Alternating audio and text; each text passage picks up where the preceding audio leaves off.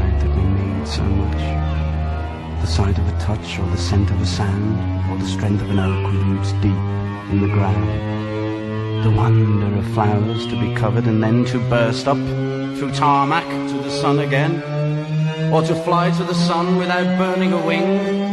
To lie in a meadow and hear the grass sing. To have all these things in our memories stored, and to use them to help us to find.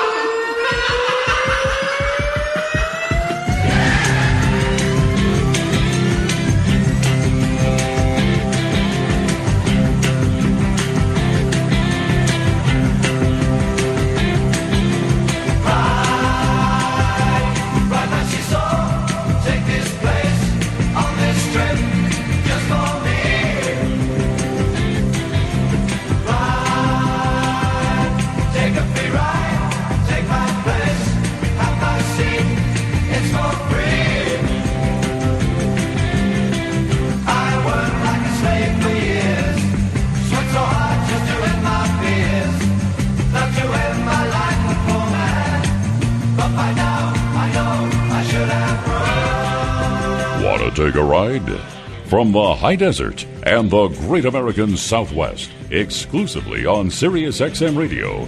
This is Dark Matter with your host, Art Bell. Now, here's Art. Oh, thank God. I'm finally on. Hi, everybody. This is Dark Matter. It's a brand new program. There will be listeners from Sirius XM, new ones, and they're probably going, what's this all about? And then there's going to be my group that's probably come over from terrestrial radio. Well, welcome, ladies and gentlemen, to extraterrestrial radio. This is going to be fun. It's strange because before the show began, and for days or maybe weeks now, I've been sweating it, really sweating it. But just before the program tonight, half hour, an hour before, I began, pacing back and forth, sweat breaking out on my forehead, sweat breaking out all over me.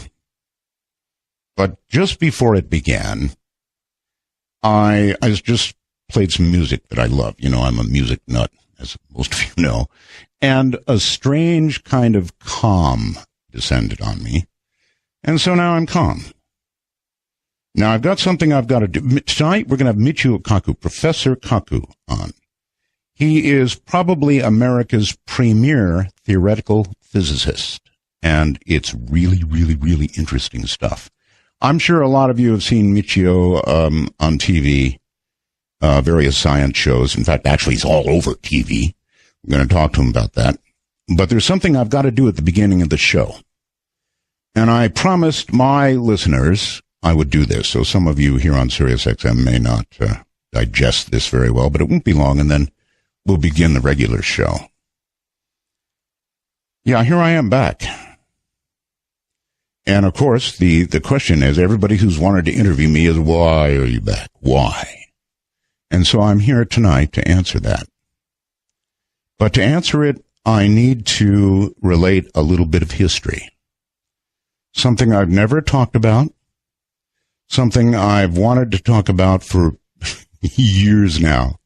So a little history. I've been called a serial retiree. And some of it is a, fair rap. There were short periods where I left broadcasting because of the events that occurred to my family and my life, in my life. My son was attacked.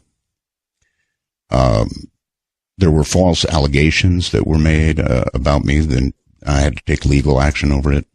My wife of 16 years, dear Ramona, died unexpectedly. These sorts of things that come along in life, they're big things too, would stop most people, I think, in their tracks, and they stopped me.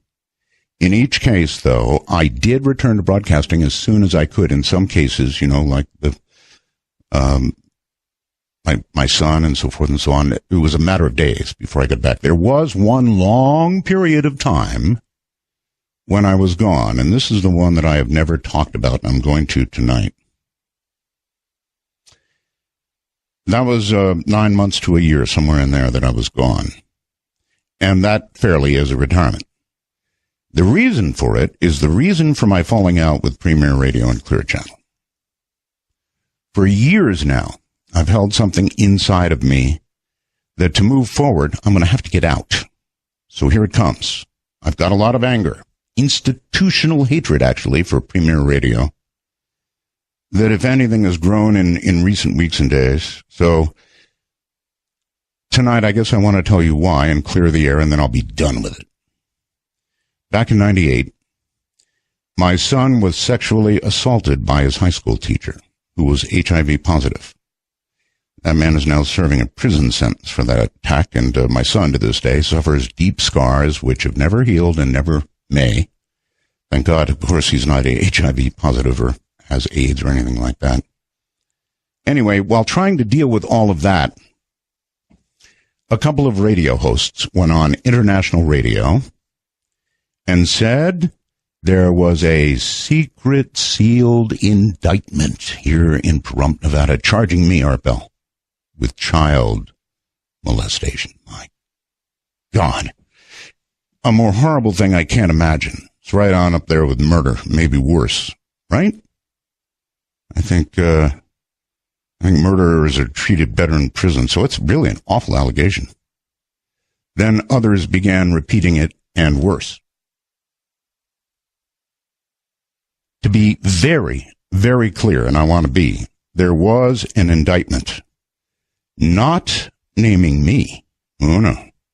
But, of course, the teacher who had attacked my son. Well, I immediately contacted Premier Radio and requested their legal help in defending my reputation as well as that of the companies, right? It's their reputation that's on the line, too. Wouldn't you think? Anyway, at the time, my show was clearing, I think, more affiliates than Rush Limbaugh's. Not more, I'm sorry. More than anybody save Rush Limbaugh.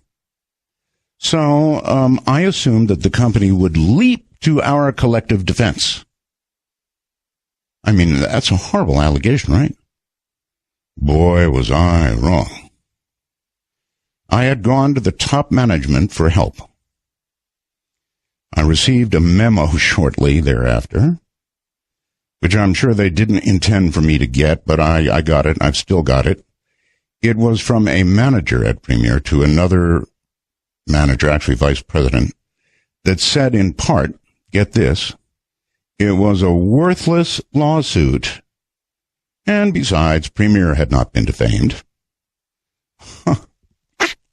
I went nuts. To me, then and now, it's totally beyond incredible that any company could not act to protect one of their big assets, their host, and their own reputation. How could it be? How could it be?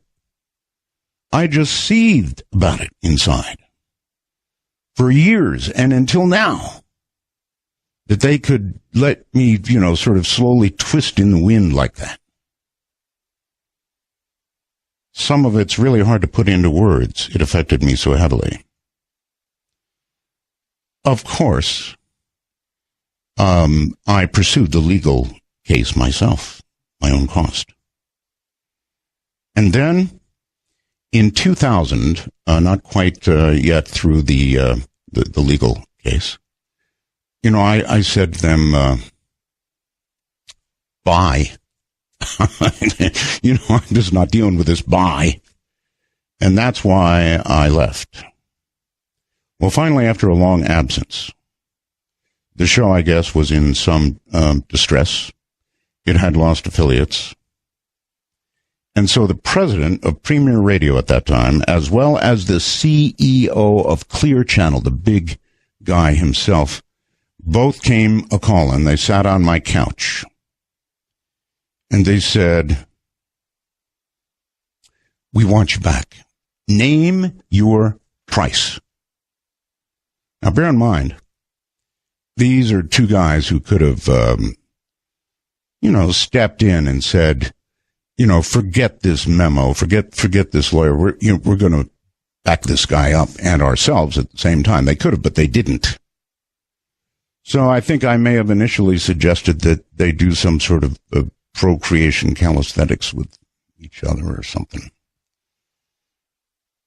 I said, look, you know, name your price. I said, you don't have enough money.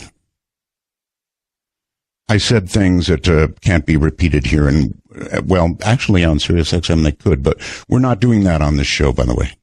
We'll get to that here in a minute. So they sat there and said, well, look, we screwed up big time.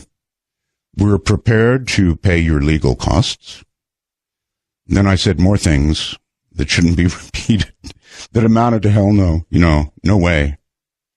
Finally, though, after some days of reflection, I relented for a good reason. I had a contract with them, and I had a non-compete, which means I couldn't go back on the air, and I wanted to get back on the air. That's what I do all this for, is to have fun, to be on the air. And so with a non-compete, well, if I didn't go back to them, I didn't go back. So I finally came up with my price. My price was that they drop 4 minutes of commercial time every single hour. Well, they met my price. So I went back because it was the only thing I could do. I wanted that. I wanted my show. So there you have it. Oh, and by the way, that decision, if anybody ever says to you, name your price, do it. That's what I would say, because in retrospect, my price, though it was good for the show, genuinely good for the show, they put those commercials back when I left. They put the commercials back plus. So I should have named my price, and it should have been a high one. But there you have it. The story of my big retirement, and I think Premier's monumental lack of support. So, I needed to get all of that off my chest and out of my gut. That's it. There's lots of good reasons, though, that I am back. I love radio. I mean, I really love it. I've been in radio all my life. Began with ham radio, went to rock and roll radio, spent a lot of years there. Talk radio, you name it radio. That's all I've ever done, so that's all I know, and that's why I'm here. Now, I've got a very wonderful wife right now, by the way, not 13 years of age, as the internet seems to suggest, but 29, be 30 March 1st, who's very, very supportive. That's Erin, my wife now of 7 years. We've got a wonderful 6-year-old, proud to be in the first grade, daughter named Asia. So, Erin and Asia now get up early at about 6 in the morning for school every day. Well, I'm a nocturnal being, and I've been one all my life. I can't do that. So here I am with a stable, happy family. I get a message on Facebook from a guy named Jeremy Coleman. And that was pretty cool because he had to pay $5 because I've got 5,000 members in Facebook. So he had to pay $5. And I called him and he said, why don't you come to, and I've had terrestrial offers all over the place. A couple of really big ones, turned them down. But here is Jeremy saying, come to Sirius XM and just have fun.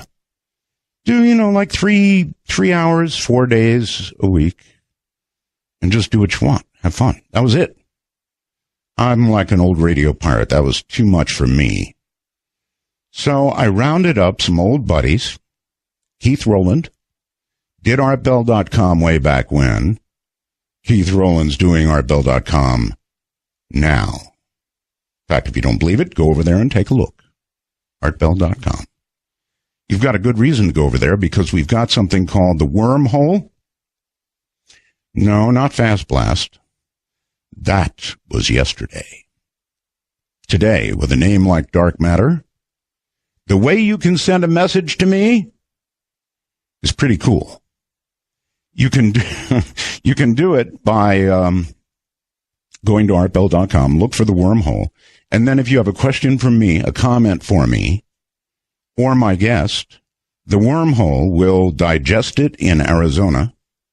Where the website is, it will come whizzing all the way over here to Nevada and appear magically on my screen.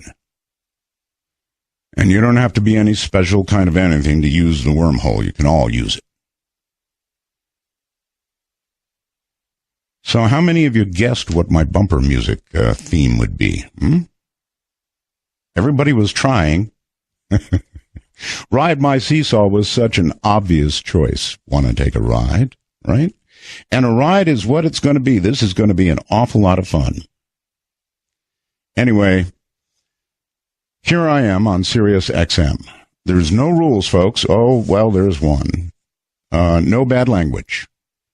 Now, I know to the Sirius XM crowd, that may seem, like anti-Fourth Amendment or something. I don't know. But we don't need bad language here to do what we do. And besides, we serve up an audience that's somewhere between, 12 and 80, or maybe more. So there's no point in antagonizing them with bad language, and there's no need, because you can convey information, surprise, shock, whatever, without resorting to bad language. We never did, and I wouldn't want it now. So no bad language. Restrain thyself. Now, I did, and oh, by the way, when we do open lines, they are going to be unscreened open lines. Right? Unscreened. That means you just let it ring, and I'll pick it up. Now, don't call right now because I'm not ready for calls. But when we do open lines, they're going to be unscreened. We have a guest? Yes, we'll screen just to the degree that we'll make sure you have a relevant question for the guest. But otherwise, Otherwise, we'll not screen. Let's see, anything. Oh, politics. I said we wouldn't talk about politics, but, it'll sneak in a little bit. There's no way to avoid it. If you talk about global warming or cooling is the latest news, it's going to get a little political. I mean, some topics just, you can't avoid it. That's all there is to it. So there'll be a little bit of that, but I have interests that lie in other areas. Science, the paranormal, our very existence, stuff like that. So, we're about to get underway. I think, it seems to me there's something else I wanted to tell you, and it's skipping my mind right now. So, that's kind of it. A little bit of politics only when it relates. Oh, I know what it was. Last night, I was sitting in this studio listening to whoever was on around like midnight or 1 a.m., and it was hilarious. Because it was one talk host talking to another. And he was saying, are you going to listen tomorrow night? This guy talks about aliens. Are you going to listen to that? Of course, we talk about much more than aliens, but they come up. And they were joking about it and having a good old time at my expense. And so I sat and listened. It kind of piqued my interest, so I sat and listened a little bit. And I guess I listened for an hour because they started taking calls. They tried to go off to some other topic, but they began taking calls on whatever show this was, and every single call was about aliens. Totally cracked me up. I mean, here they were having a few jokes at my expense. Hey, he's coming on tomorrow night. He's going to talk about aliens. Why don't they just float down? I heard. And then they began going to the phones, and every single call was about aliens. And I think I may have heard a crack toward the end of it. Well, maybe we ought to be talking about aliens. Anyway, we're going to take a quick break here. My old friends at C. Crane are back, the C. Crane Company, with the best electronics the world has ever seen. And here comes the first one tonight. It's the Super USB Wi-Fi Antenna 3. Now, we live in a Wi-Fi world now. Everybody's got it, right? And by the way, if you've got if you've got Wi-Fi, then you might want to make really sure that you get everything, like your router, as high as you can, because you'll get a better signal that way. And then they make antennas, too, to make your router a little stronger. But, I mean, if you want good Wi-Fi, I've got a product here that, man, you've got to have. It's only $99.95. And wait a minute, I'm supposed to give the price at the end, right? But it's worth every penny. It's the Super USB Wi-Fi Antenna 3. You plug it into your computer. via the USB port, right? Load a little software, and now you have this incredible, super duper receiver that will receive internet from, believe me, far, far away. In fact, if you're a trucker, do me a favor and ask another trucker by CB if they've got the USB Wi-Fi antenna from C-Crane. If they do, they'll give you the recommendation. I don't care what kind of truck stop you're at, or, you know, if you're near a Starbucks or whatever with Wi-Fi, this thing will pull it in like 2 or 3 times further than your laptop's natural Wi-Fi connection. This thing is incredible. It's kind of skinny. It's got a couple of suction cups on it. So you can put it, for example, if you're in a truck, you can put it on the window. If you're in an apartment, you can put it on your window. I was in Manila. I got 3 other services. When I plugged in the USB Wi-Fi antenna, I got like 82. And this thing is awesome. So $99.95. You can see it at ccrane.com. And better yet, you can order it right now at 800-522-8863. That's 800-522-8863, the C. Crane Company. They make the wildest, best electronics in the world. Short break, and we'll be right back.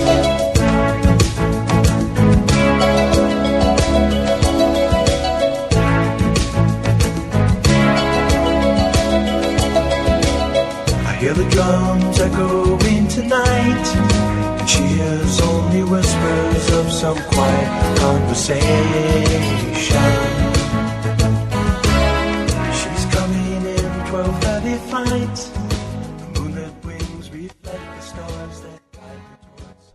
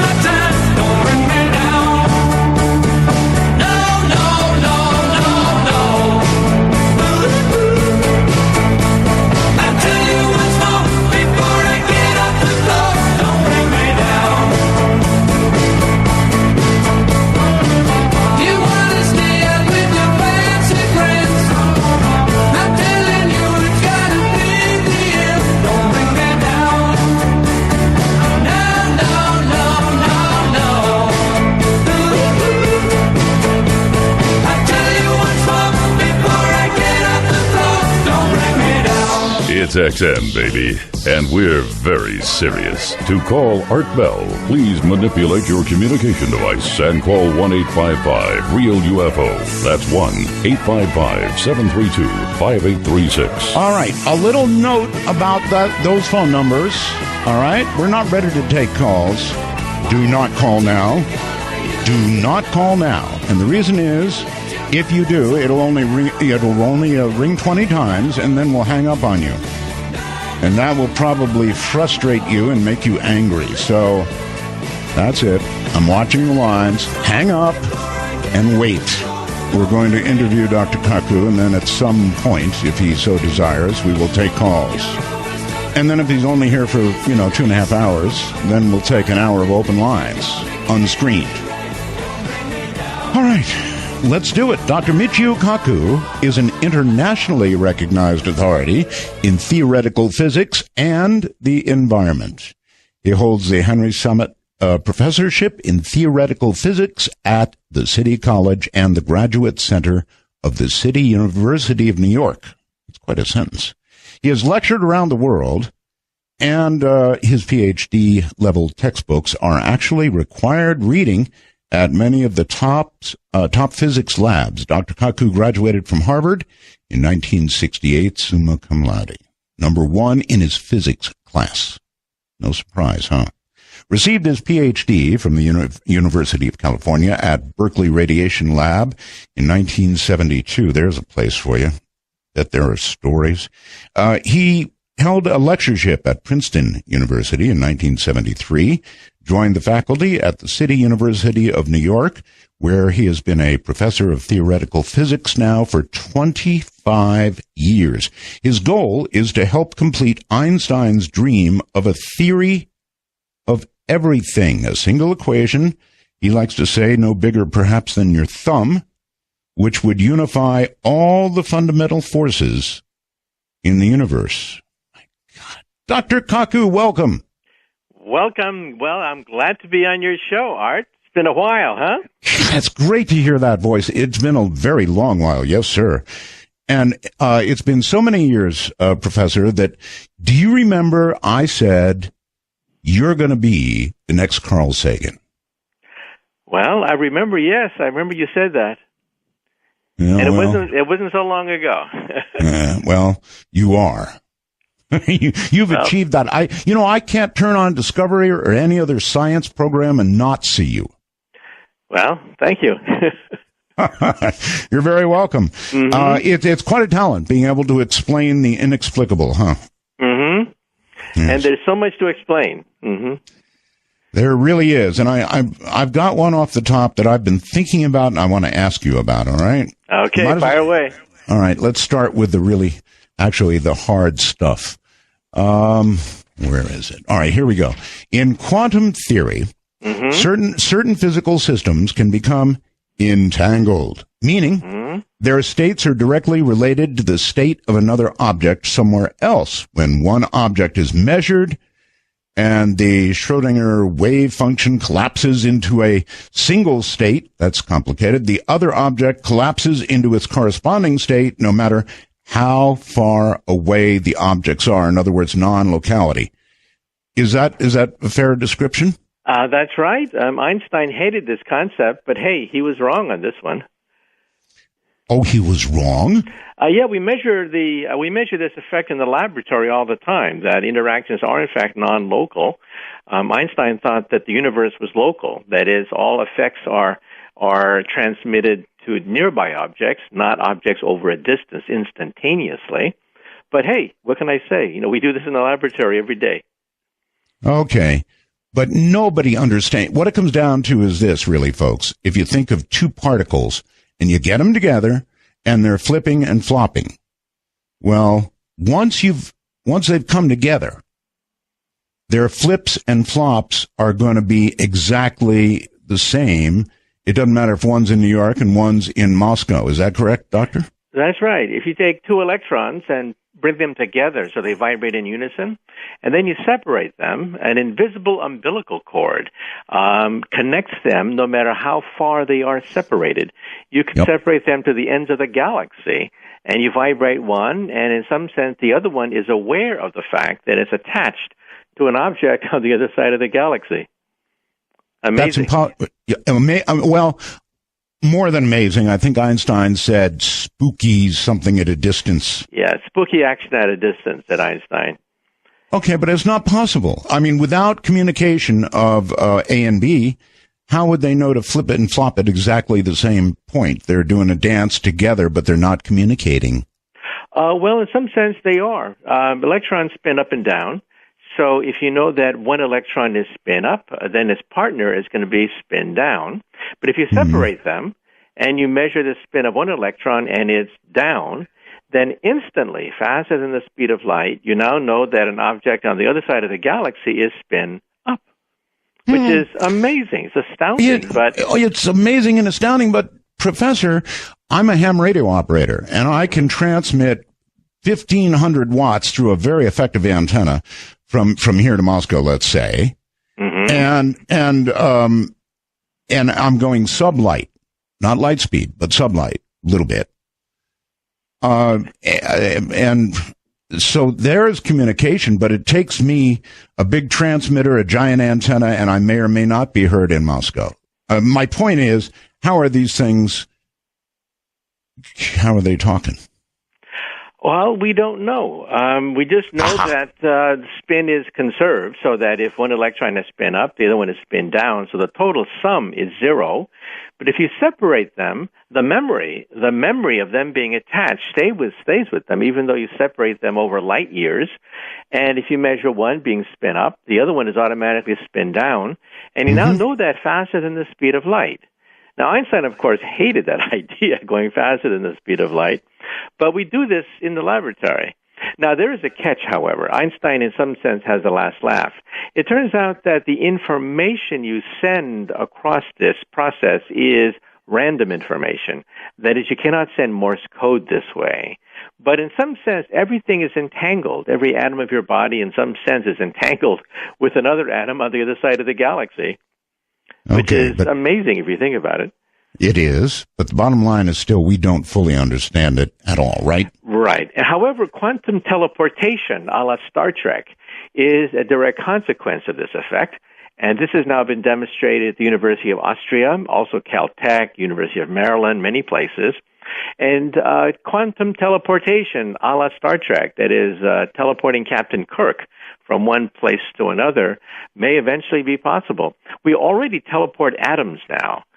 Individual atoms can also be connected using this method of entanglement, so that the atom here can exchange information to another atom on the other side of the galaxy.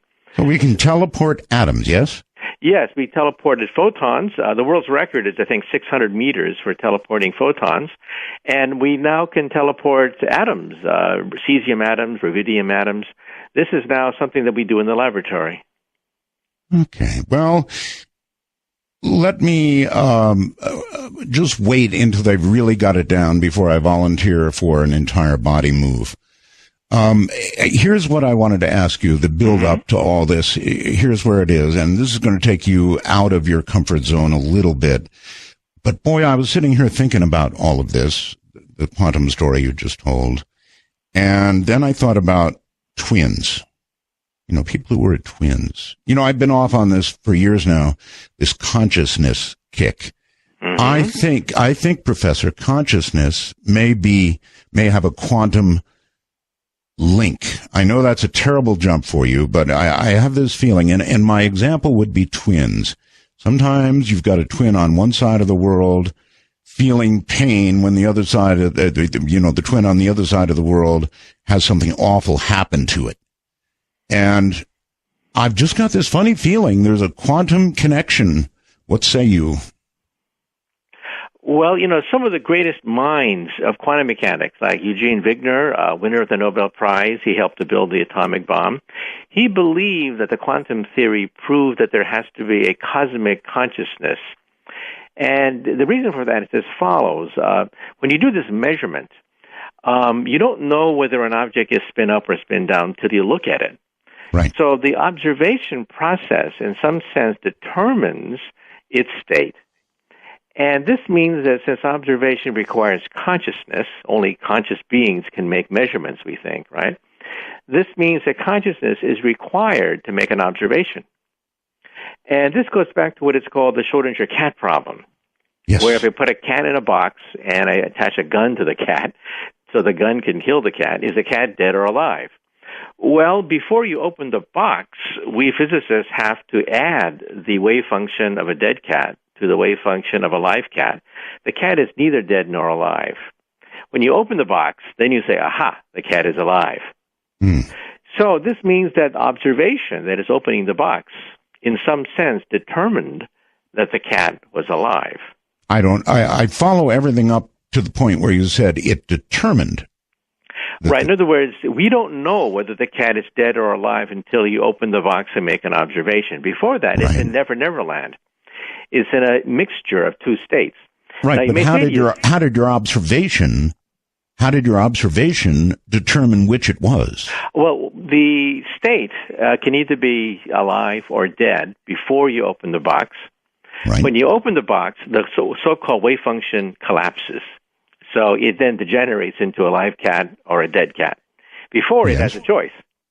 Once you open the box, it's either dead or alive. So the observation process determined the fact that it exists in a certain state. So even though this sounds bizarre, this is the way electrons work, and that's why we have laser beams. Laser beams are a direct consequence of this. Why are laser beams so bizarre and so strange? It's precisely because the laser beam is a quantum effect. All right, but I hate this, but I still don't get how my opening the box and observing that the cat was alive helped the cat be alive. It's a 50-50 prop. It could have been dead too, right? And I observed that. That's right. It could have been dead as well. But the fact that when you open the box, you now know the state of the cat, okay? That means that observation collapsed the wave. So the wave is no longer oscillating between being dead and alive. The wave has to choose. The wave has to choose whether the cat is dead or alive. Well, that would be the wave choosing, not me. Yeah, we don't choose ahead of time the fact that the cat is alive. We don't choose. It's the observation process that chooses it. So by opening the box, you now know the cat is, let's say, alive. We can't choose that it's alive. It's a 50-50, either alive or dead. Okay, now I get it. Right. And this works for electrons, and it works for transistors, and that's why your laptop works. Why is it that transistors and laptops are so miraculous and do so many crazy things? It's precisely because of this effect. If quantum mechanics were turned off, lasers would no longer work. The satellites we have in outer space wouldn't work. The internet would collapse. All modern electronics would grind to a halt if the quantum mechanical interpretation is turned off. So we live the quantum theory every single second you're online. Wow. Okay. All right. Let's change gears. I'm sorry. I just had to ask about that. And there's one other thing. Remember, we've got a big new audience here. We're on Sirius XM. So if you would run through the various types of civilizations that I know you measure, or it's a way of measuring, I guess. Again, before we even begin, we remain, I take it, a type 0. That's right. We physicists like to measure everything in terms of energy. That's how we quantify things, including civilizations in outer space. So if you look at outer space, there must be 3 types of civilizations, type 1, type 2, type 3, depending upon energy output. Eventually, a civilization becomes planetary. They control the oceans. They mine they can mine the earth. They can mine the oceans. They control the weather. So they control all planetary energy like volcanoes and earthquakes. That's type 1. Type 2 is they've exhausted the power of a planet, and they start to mobilize the power of a star. They play with stars like Star Trek. The Federation of Planets would be a very typical type 2 civilization where they've colonized just a few star systems. Then eventually you exhaust the power of a star and you go to the galaxy. That's type 3, where you roam the galactic space lanes like the Empire of Empire Strikes Back. So we have planets, stars, and galaxies. But recently I was speaking in London, and a little kid comes up to me and he says, "Professor, you're wrong. There's got to be type 4. And I said, "Well, you're crazy. There's no such thing as type 4. There are only planets, stars, and galaxies." And he said, "No, there's type 4, the power of the continuum." And then I realized, there is something beyond galactic power, and that's dark energy. And that's the continuum. That's the power of the Q. And I realized, oh my God, there really is an extragalactic source of energy out there. Dark energy, which actually makes up about 73% of the universe's energy. So and dark matter? Yeah, dark matter's in there. And now on this scale, what are we on this scale? We are type 0. We get our energy from dead plants, oil and coal, right? But we do deserve to call ourselves a civilization, yes? Yes, we are type 0, and we're about 100 years from being type 1. If you just get a calculator and calculate the energy output of the Earth, we're about a type 0 in about 100 years will be type 1. So we are now making the historic transition to type 1. So what is the Internet? The Internet is a type 1 telephone system. We're privileged to be alive to see the birth of a beginning of a type 1 technology called the Internet. The language that these people will speak, today, the 2 dominant languages of the Internet are English and Mandarin. So we are already beginning to see a Type 1 language. Soccer and the Olympics is beginning of a Type 1 sports. The European Union, NAFTA, we see the beginning of a Type 1 economy. Quick question. Do you think that in 100 years, English will still be part of a Type 1 civilization? Probably be the dominant language. Everywhere I go around the world, people speak English to each other. I could go to Vietnam and see Chinese, Vietnamese, and Laotian physicists, and they all speak English to each other because there's no common language in Asia other than English. And the same thing in Europe. You can go to a conference in Europe among scientists, and they all speak English. Business, finance, arts, everyone speaks English. Okay, that's comforting. We'll be here, or at least our language will. That's right. And the question is whether or not we're going to be here. That's the big question mark. Actually, in the old days when I interviewed you about this, I asked you about the odds of either A, being destroyed as a Type 0, or B, making it to Type 1 and, popping the corks on champagne. But I don't know. I've got this feeling that you probably haven't changed your mind. What are the odds that we make it successfully to Type 1 without destroying ourselves? Well, this is the most historic transition in the history of our civilization, the transition from Type 0 to Type 1. And it's not guaranteed that we're going to make it because we have global warming, nuclear proliferation, the spread of biogerms. We have threats we create ourselves. And so it's not clear. However, I'd say 50-50 now. I'm a little bit more optimistic than I was when I first talked to you. I should say. That's a big change. Yeah, that makes me feel better. I'd feel a lot better now. Yeah, no, I think 50-50 that, we have a fighting chance that we'll make it to Type 1. Okay, look, it wasn't that long ago that we spoke. Now, between then and now, what's encouraged you? Well, the economy collapsed. It did. And we hit rock bottom. But hey, we're still here, right? Appear to be. Yeah. And, we were in denial about so many of these problems back then, but now, they dominate the headlines, global warming and, nuclear proliferation, stuff like that. People are beginning to get aware of some of these things. And so I think that that's going to be good. And, democracy is spreading because of the Internet. Look at Arab Spring and look at the spread of democracy because of the Internet. And democracies do not war with other democracies. Think of every war that you've learned since you were in grade school. And they've always been between kings, queens, emperors, and dictators, but never between two democracies. And so as the Internet spreads democracies don't war with other democracies. And so I think we will have wars in the future, but they're going to be less wars, less ferocious, and less common as the spread of democracy takes hold. The big loser in all this, I think, are dictatorships. Dictatorships thrive on the ignorance of their own people. And I think, to be a dictator is to be an endangered species. I would have to agree. I mean, recent history certainly proves that, right? So, yes. That's what the glimmer of hope. I'm not quite as pessimistic as I was before. I see the spread of democracy. People are becoming more aware of these problems, and democracies debate these problems, and they confront them, and they don't war with each other. That's optimism, all right. By the way, what about the little trips that we've had along the way? I mean, big earthquakes, nuclear reactors going bonkers. Yeah, well, it's not clear that we are going to make it. I mean, look at Fukushima, right? That's a disaster that no one predicted. 3 simultaneous meltdowns. You realize that the core at the Fukushima liquefied? We've never seen liquefaction of a nuclear reactor core before. Actually, I think it was 3 of them, right? 3 of them, right. 3 liquefations of molten uranium. And you realize that we still have not controlled it.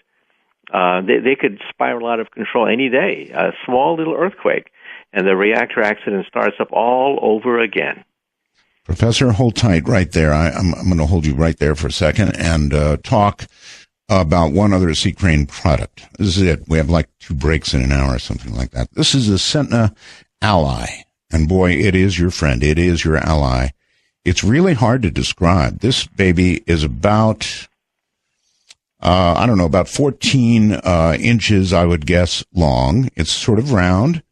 It's a stereo portable speaker, ladies and gentlemen, and you can connect it to your cell phone. You can pair it to your cell phone, and when you do, you can play the tunes on your cell phone, and they come out sounding like a symphony orchestra. I mean, really excellent stereo, loud, too. Now, the Centna is rechargeable. It accepts Bluetooth, USB thumb drive, an SD card, an 1/8-inch patch cord if you want to go that old way. And it's got a built-in FM radio. This is like everything in a little, well, put it this way. When it was demonstrated to me by Bob Crane a few months ago when I was up visiting him, I went, I've got to have one. And then I've shown it to other people, and they have all gone, I've got to have one. Go to ccrane.com and look at it. You've got to see it for yourself. You can use it, for example, have it in the kitchen, have your cell phone in the living room. It's great for barbecues. You can take it anywhere you want, out to the lake, your kitchen counter, anywhere. Doesn't matter. Fantastic stereo sound compared to what otherwise comes out of a cell phone, which is tinny and, well, you know. How much? Always an important question. $69.95 on sale right now. Call C. Crane right now. They have operators sitting by. They don't stand. They sit. I would too if I was an operator. 1-800-522-8863. That's 1-800-522-8863. The C. Crane Company, they make the best electronics in the world. I'm Art Bell, and you're listening to Dark Matter.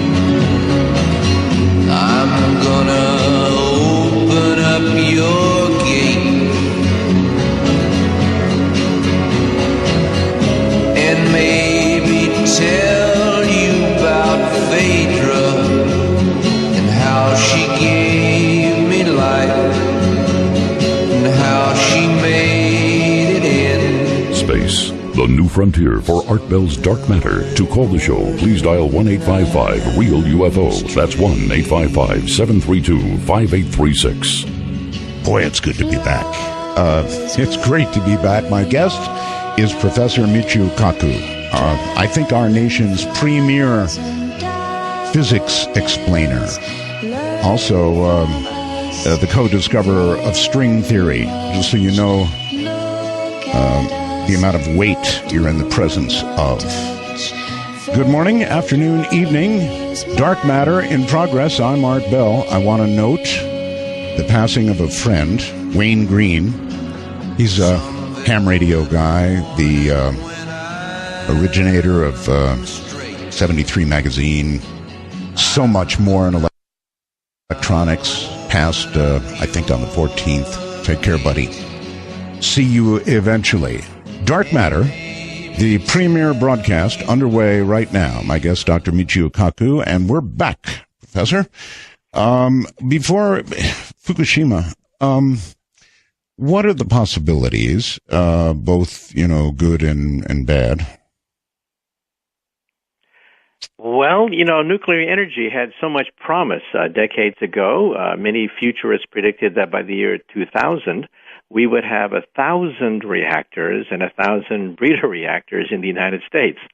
Right. Now we're lucky to just have 100 ordinary reactors, and we have 0 breeder reactors. So there's been a collapse of nuclear energy in the United States.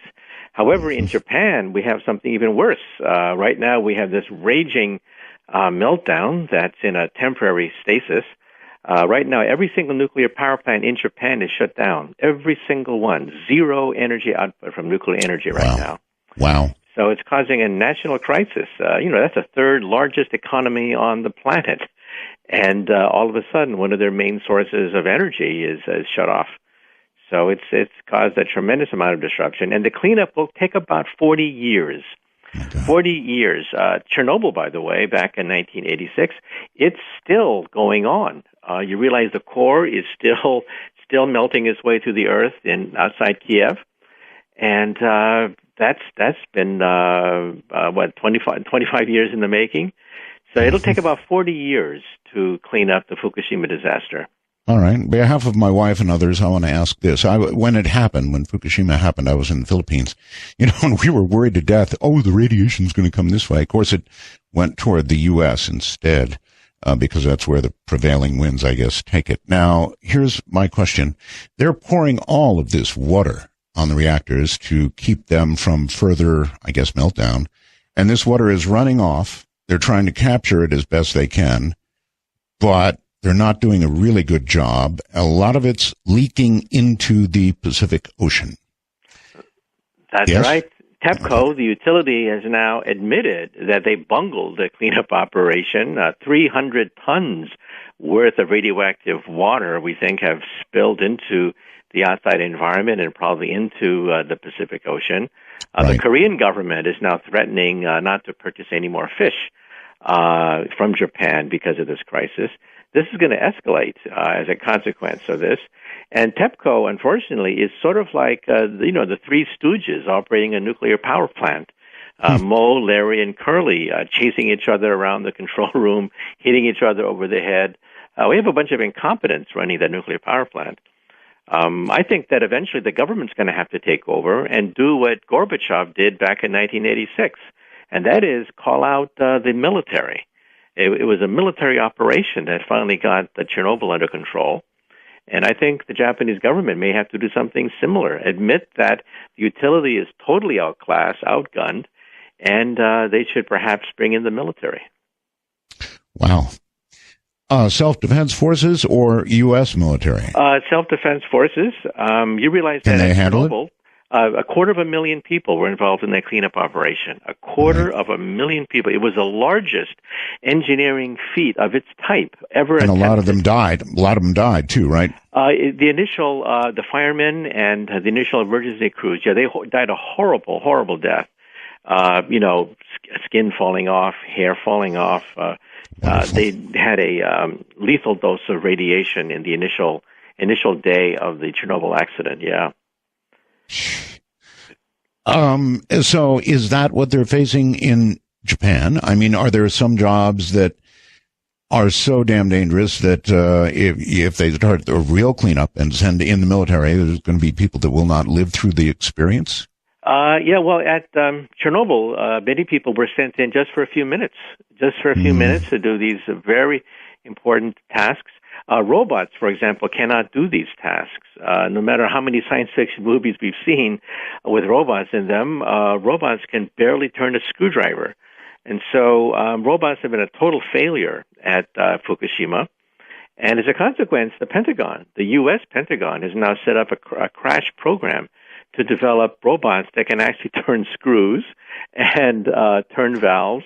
And robots have been a giant failure worldwide anyway. I mean, when I was a kid, we all thought, oh, man, robots will be doing the dishes and cleaning the rugs and everything else by the time we're grown up. Yeah, no, robots have the intelligence of an insect, like a cockroach, a retarded, lobotomized cockroach. They're very slow, the robots we have at MIT, okay? And, you put them inside Chernobyl, and all they do is get lost. Can I just stop you for 1 second and ask why? Why have we not made more strides in robotics? We made a mistake 50 years ago. We thought that the brain is a computer. But you see, the brain is not a digital computer. There's no Windows. There's no Pentium chip. There's no software. There's no programming. There's no subroutines. The brain is not a digital computer. It's a learning machine. It's called a neural network. it learns and it changes itself after it learns, right? Now, your laptop today is just as stupid as it was yesterday because laptops never change. They never learn anything. And that's the difference between a digital computer robot and a human brain. The brain does one thing, learn, okay? It doesn't compute. It doesn't add. It doesn't subtract like what ordinary robots do. Robots my Windows 7 does not learn. Right. And, robots are adding machines, very sophisticated, so it gives you the appearance that it's thinking, but it's actually not thinking at all, it's just adding. Right. While we are learning machines. And that's why at Fukushima, we have robots that can't even turn a screwdriver. It's that bad. So they're no good.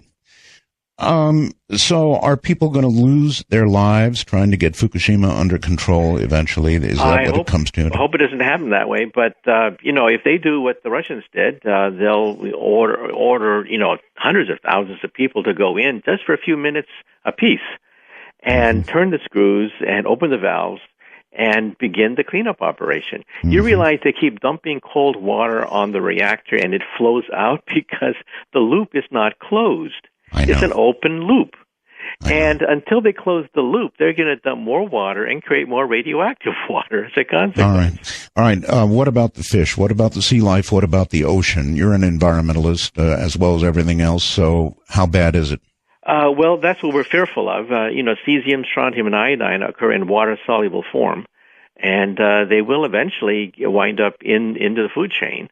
In fact, even in Tokyo, some housewives bring Geiger counters when they go shopping. There are hotspots outside the evacuation zone of Fukushima, because it rains and the radiation was distributed unevenly. There are hotspots. And as you get closer to Fukushima, there are dead zones, areas that, just like at Chernobyl, will be off limits for centuries to come. And it does mean that we have to inspect the fish because strontium, iodine, cesium will accumulate in muscle tissue and different kinds of organs of the fish. So it is something that has to be monitored. So far, so good. So far, there has been no major dumping of radioactive waste, but hey, it could happen. It's seeping slowly, but so far we have not yet seen a catastrophic breach of the water. Okay. Professor, if you were a one-man committee in charge of deciding what the world needs to do with nuclear power and nuclear power plants and where we go as a world from here for energy, what would your advice to the world be with respect to nuclear power? Well, I think every country has to decide for itself, but the Germans have decided, and they've thrown in the towel. Nuclear power is going to be phased out in Germany. Also, Switzerland, they both have phased out nuclear energy. Italy is teetering. Japan, every poll shows that the people do not want nuclear. But, of course, something has to replace it, right? Yes, and right now, there's no single white knight. We would like to go with solar and renewable technology and clean technology, but solar is more expensive, and we're going to have to reduce the cost of solar. Now, further down the line, I think maybe within 5 to 10 years, in that framework, solar power gets cheaper and cheaper and slowly becomes more competitive with oil and coal. But on a 10-year time frame, fusion becomes possible. The French are bidding the store on the ITER fusion reactor that will hopefully go online in 10 years or so. It'll be safe? Well, we don't know because we've never had an operating fusion reactor before. But fusion reactors do not melt down. Meltdowns are caused by nuclear waste. The heat emitted from nuclear waste causes meltdowns. While fusion reactors... Let me try this. Yes, if a fusion reactor goes wrong, what do we have? Well, nothing, because it shuts itself off. Good. A fusion reactor has to attain what is called Lawson's criterion. Lawson's criterion, you have to have the right density, the right temperature to get fusion off the ground. The sun does it. Hydrogen bombs do it. And a fusion plant also has to attain Lawson's criterion. But if you have a leak, then the Lawson's criterion is no longer satisfied, and it shuts off. So the fusion plant basically shuts off. It doesn't melt like a conventional nuclear fission plant because it has no nuclear waste. Dare I ask, so nothing can go wrong? Well, there's always something that can go wrong, but not on the scale of fission.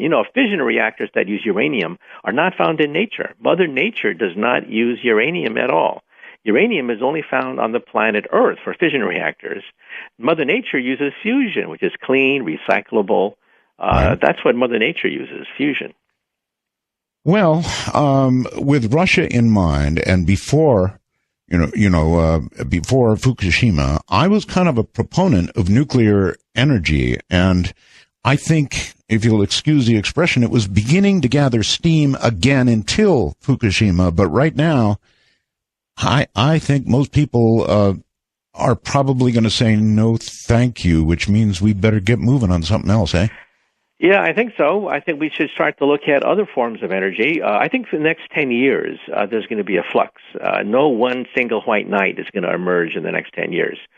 Right now, fossil fuels are as cheap as they've been because of, shale and fracking. So that's given some industrial nations breathing space. But I think that eventually, in a 10-year time frame, renewables, solar, hydrogen, will become competitive with fossil fuels.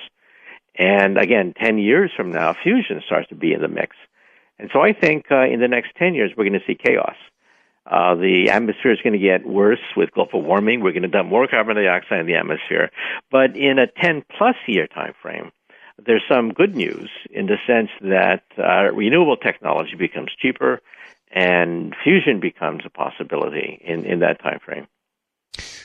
Is fracking safe? Well, so far so good. So far we hadn't had a major disaster with regards to fracking, which requires, of course, fracturing some of the strata deep underneath the ground. However, maybe the worst case scenario will be fulfilled at some point. When oil was discovered, no one thought we would have gigantic super tankers that would spring a leak and pollute huge chunks of the coastline, right? Right. So we definitely could have another disaster with fracking, but so far so good.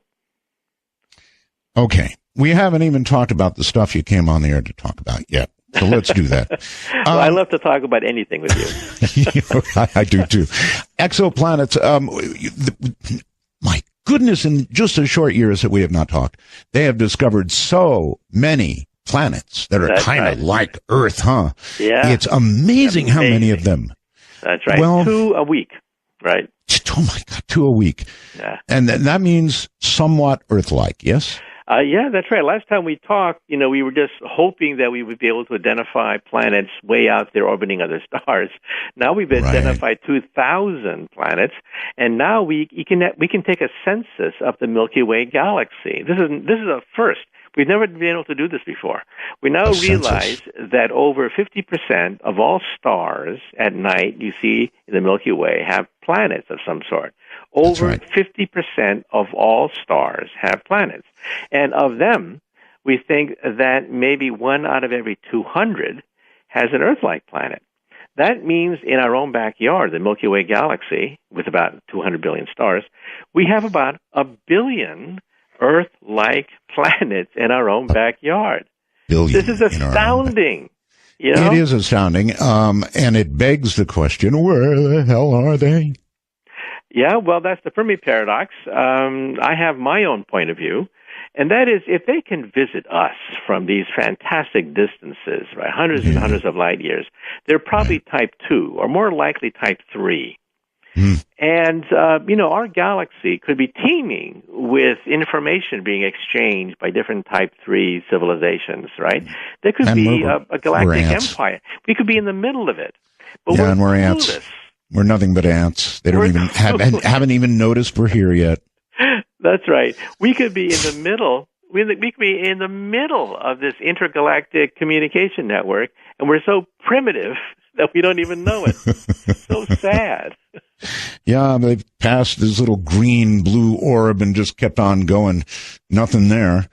Nothing of significance anyway. Yeah, I mean, what makes us think that we are so arrogant that they're going to want to land on the White House lawn? Give me a break. There is one other somewhat negative possibility, though, Professor, and that is that nobody ever gets to be a type 1. Yeah, the other flip side of this is that perhaps type 0 civilizations are common, like us, but they never make it to Type 1. Right. They self-destruct. Right. So when we have starships and visit these planets one day, we may see atmospheres that are radioactive, atmospheres that are super hot, atmospheres with germs in them, because they had warfare and they polluted their planet. And perhaps that's a warning that we are now on the verge of becoming Type 1. We're making the historic transition, the first time in civilization, from one type to another type, and we may not make it.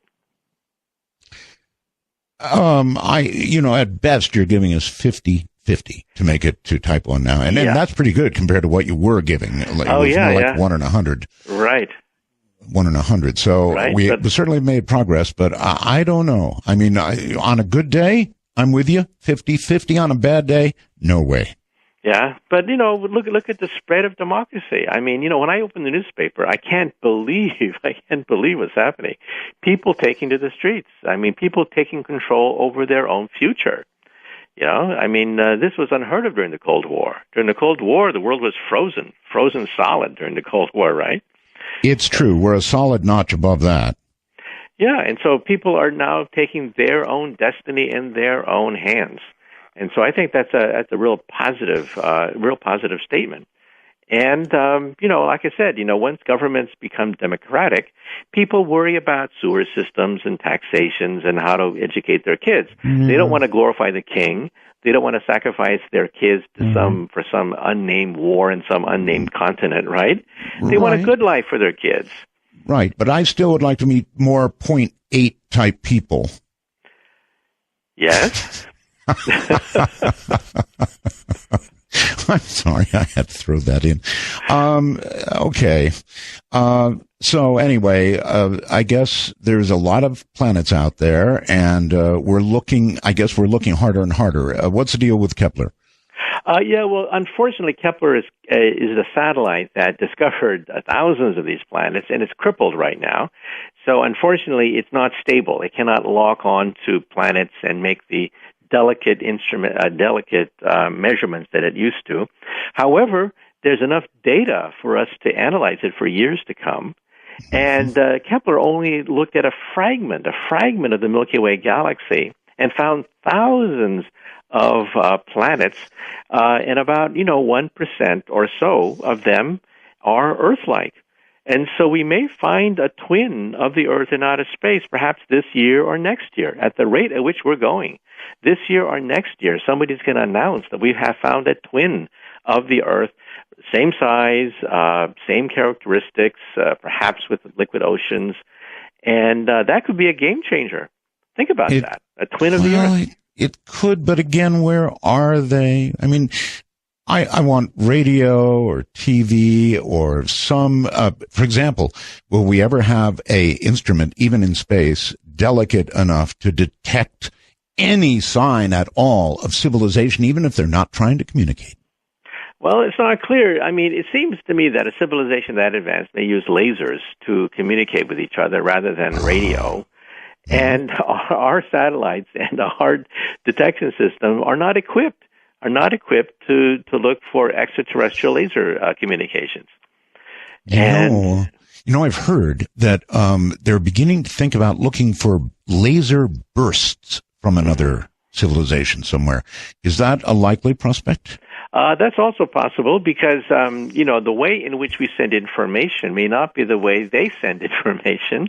Right. If your message is going to be scrambled across supernovas and gas clouds, you want redundancies and you want to spread your signal around a bit and you want to pulse it.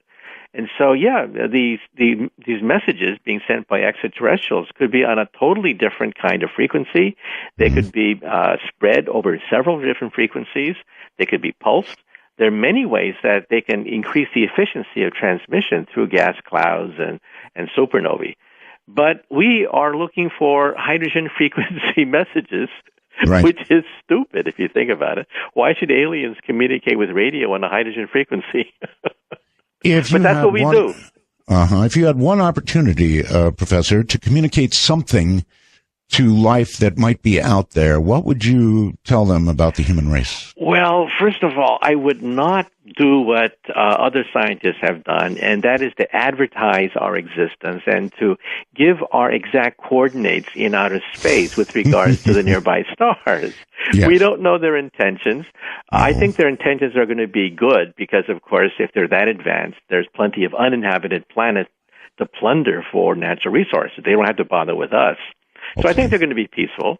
However, on the small chance that they're not peaceful, I don't think we should advertise our existence. Because they may pick up a medallion and say to themselves, lunch, let's go have lunch.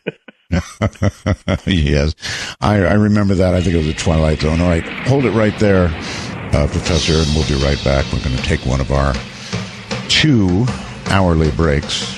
I guess I can do a third if I want to, but I don't have to. So we'll break here. We'll be right back with Professor Michio Kaku on Dark Matter. I'm Art Bell.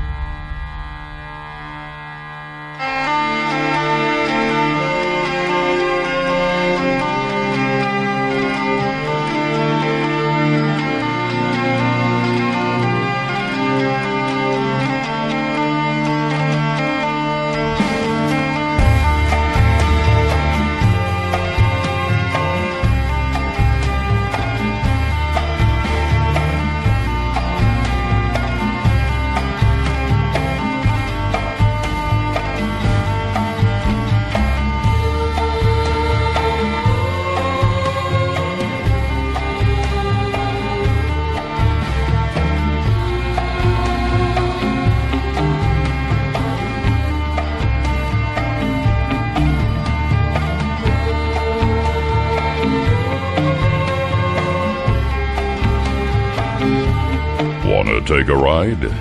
To initiate a dialogue sequence with Art Bell, please call 1-855-REAL-UFO. That's 1-855-732-5836. I've got to remind you not to call. Don't call now. Please don't call now. It'll ring for about 20 times, and then you'll be disconnected, and we're not yet ready to take calls. So just relax. Sit by your radio. And know those lines are available when you want them and need them. Now, you can send a message. If you have a question, a good one for Dr. Kaku or myself, you can go to the wormhole. I love that name, the wormhole. It's at artbell.com. Just go to artbell.com and go to the section called the wormhole. And then you can enter a message into the wormhole. And it will come out on my computer screen, my dumb computer screen, right here. So that's the deal. Don't call now. Messages at the wormhole. Dr. Kaku, welcome back. Well, glad to be on. An honor. Yeah, well, it's an honor to have you.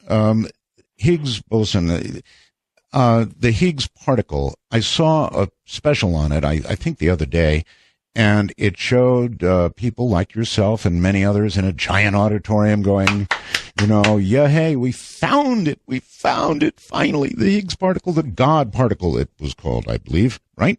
That's right. But how they found it was really weird. In other words, the Giant Hadron Collider, or large one, I guess they call it, found it, but they found it not by seeing it, but like seeing where it was. In other words, they made it, and it existed for a zillionth of a second and disappeared, so all they did was look at the clutter around it and said, there it was Higgs. Is that about right?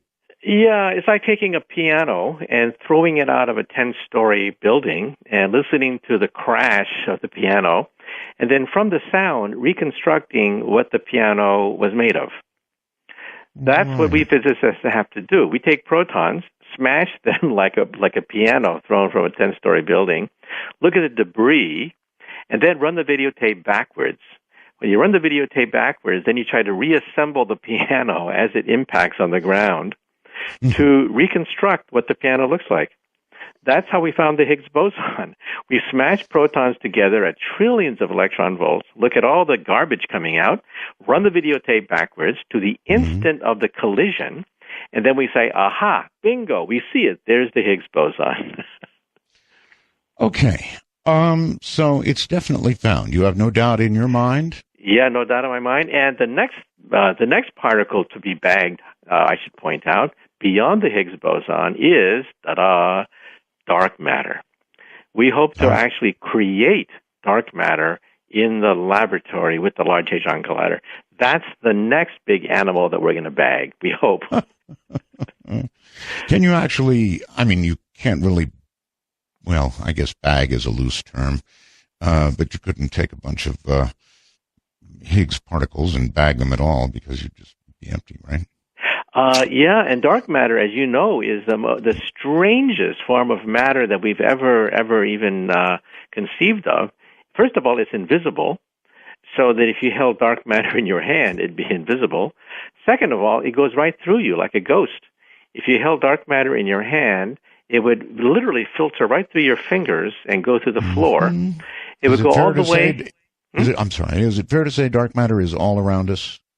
We think it's all around us, right? We can't measure it directly because it is invisible and there's very little of it. If you held it in your hand, it would filter right through your hand down to China, reverse itself in China, and come back to the Earth and come back to where you're sitting in your living room, and then oscillate between your hand and China. Why? So dark matter is definitely some weird stuff. Wait. Why would it do that? Because of gravity. It has no electric charge, and therefore it goes right through matter as if it was a ghost. However, it does obey gravity, and so like a ball bouncing back and forth, it'll go all the way to China, stop, reverse itself, and come all the way back to, well, New York, where I am, and oscillate between New York and China, as if the Earth weren't there. That's amazing. Dark matter is some pretty freaky stuff. Yes, it is, and it's a perfect title for this program, I thought. So you actually think we're going to be able to create That's the hope. Matter, yes? We're not sure that the Large Hadron Collider is powerful enough, because we are, in fact, we're recreating Genesis. We're recreating the instant of the creation of the universe with this machine. And we're not clear that the Large Hadron Collider is large enough to do this. But, we have our hopes, and we think that the next animal we want to bag beyond the Higgs boson is dark matter. And there's a whole shelf full of Nobel Prizes waiting for the young physicists who can figure out what dark matter is. Every high school textbook is wrong when they say that the universe is mainly made out of atoms. We now know that's wrong. The universe, as far as matter is concerned, is mainly made out of dark matter. Is it possible, Professor, that dark matter would be a component of or part of the Higgs? We think that the Higgs is ordinary matter in the sense that it interacts with the other particles in a very standard way. We think that dark matter is stable, but it has neutral charge, sort of like the neutron. The neutron also has neutral charge. It's unstable, so it disintegrates. However, dark matter is stable. You could, put it on your table. It'll fall through the table, but, you can temporarily put it on your table. Neutrons are unstable, but neutrons would also be very ghost-like. Neutrons also have zero charge. Neutrons also would just filter right through objects as if they didn't exist because they don't have any charge. So with a big enough collider, we're essentially we are creating, I guess would be the way to put it. When you bang these together hard enough, eventually you're going to possibly end up with something that approximates creation. Is that correct? That's right. We were supposed to have our machine outside Dallas, Texas, the Super Collider, but it was canceled because one congressman asked a physicist, among other things, will we find God with your Super Collider? And the physicist says, no, we won't find God, but we'll find the Higgs boson. Well, all the jaws hit the floor in Congress. What? $10 billion for a goddamn subatomic particle. And they canceled our machine. Right. Now, I would have answered it differently. I would have said, God, by whatever signs or symbols you ascribe to the deity, this machine, the super collider, will take us as close as humanly possible to his greatest creation, and that is Genesis. This is a Genesis machine. It'll recreate on a tiny microscopic scale the instant of creation. That's what I would have said. However, we said Higgs boson, and the machine was canceled. Are we really sure, Professor, that when we get really creative with one of these big colliders, we're not going to do something that we regret? Well, I had lunch with a producer from the science fiction channel one day, and I casually mentioned to him that, there are some people who might think that it's going to create a black hole that's going to swallow up the Earth, blah, blah, blah. But I told him I didn't think so because, cosmic rays from outer space bathe the Earth with energies much greater than this pea shooter called the Large Hadron Collider. But anyway, they ran with it, and they did a TV series, and it scared the hell out of people. Look, Professor, sometimes very small things, and modern hydrogen bombs are actually pretty small if you want them to be, do really big things. And so along that line of thinking, you have to allow at least a tiny probability of something really big happening from something some really small collision, so to speak. But you can measure that probability. We have cosmic rays in outer space that have much more energy than what we Earthlings can attain on the planet Earth, and the Earth is bathed in the radiation from these collisions, like black holes colliding with other black holes, far beyond what the Large Hadron Collider can produce. And hey, we're still here. So the very fact that we're here is proof that the probability is near zero that the Large Hadron Collider is dangerous. Near zero. Near zero, but, right. Okay, Large Hadron Collider, but maybe the next collider or the one after it. In other words, at some point, as we progress, and we always progress, isn't it possible that some little thing, some little collision will have some really big effect, some big creative effect? Well, I think with nuclear energy, there is definitely that possibility because, you have 100 tons of nuclear waste stored in one small compartment. However, there is talk about the next generation beyond the Large Hadron Collider. The Japanese government wants to stimulate its moribund economy. It has $10 billion to throw around, and they want to back the ILC, the International Linear Collider.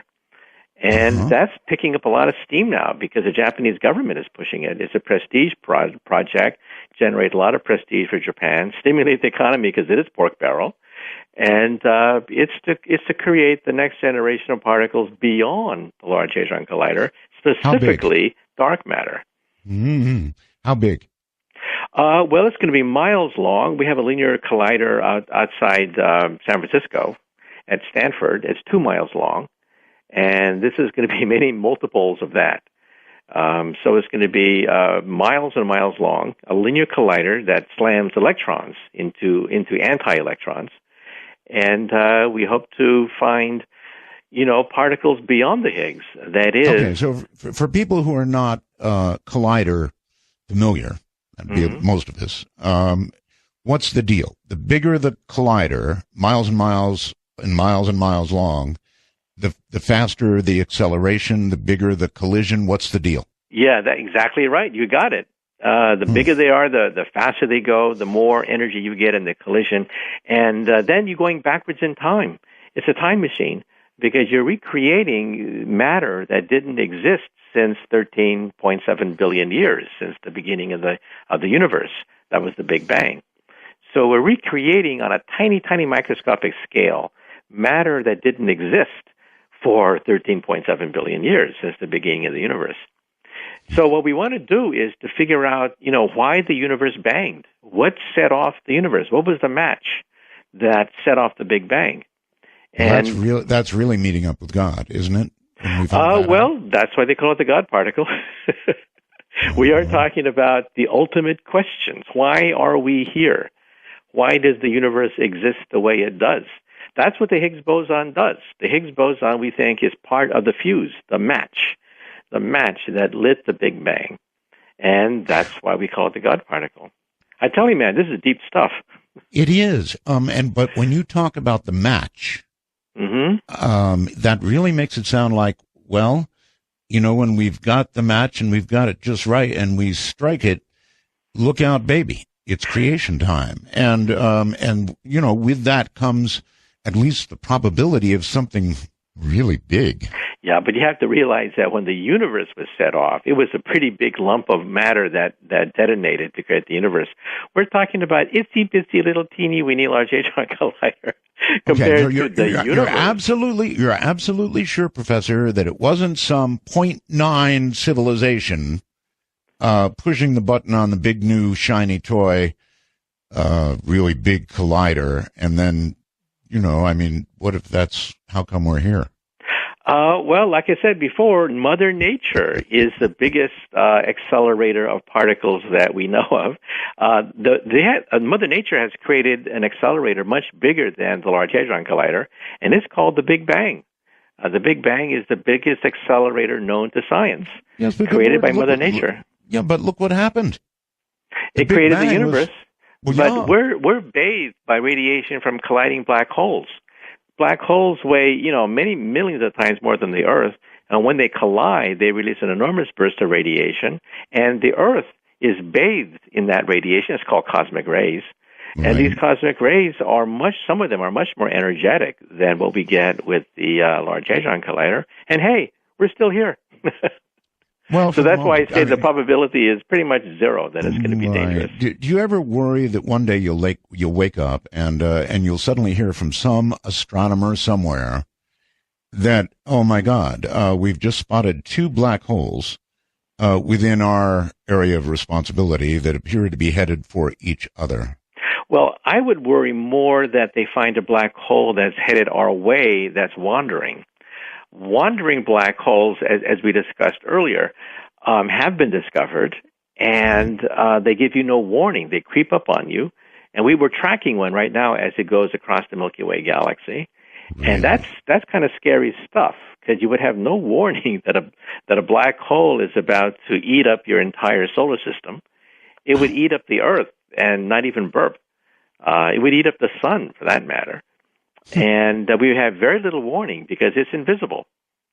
The only way we know that these wandering black holes exist is because starlight is distorted as it moves, sort of like the Predator. When the Predator in the movie moves across the background, it kind of distorts the background a little bit. Yes. That's how we know that these wandering black holes exist.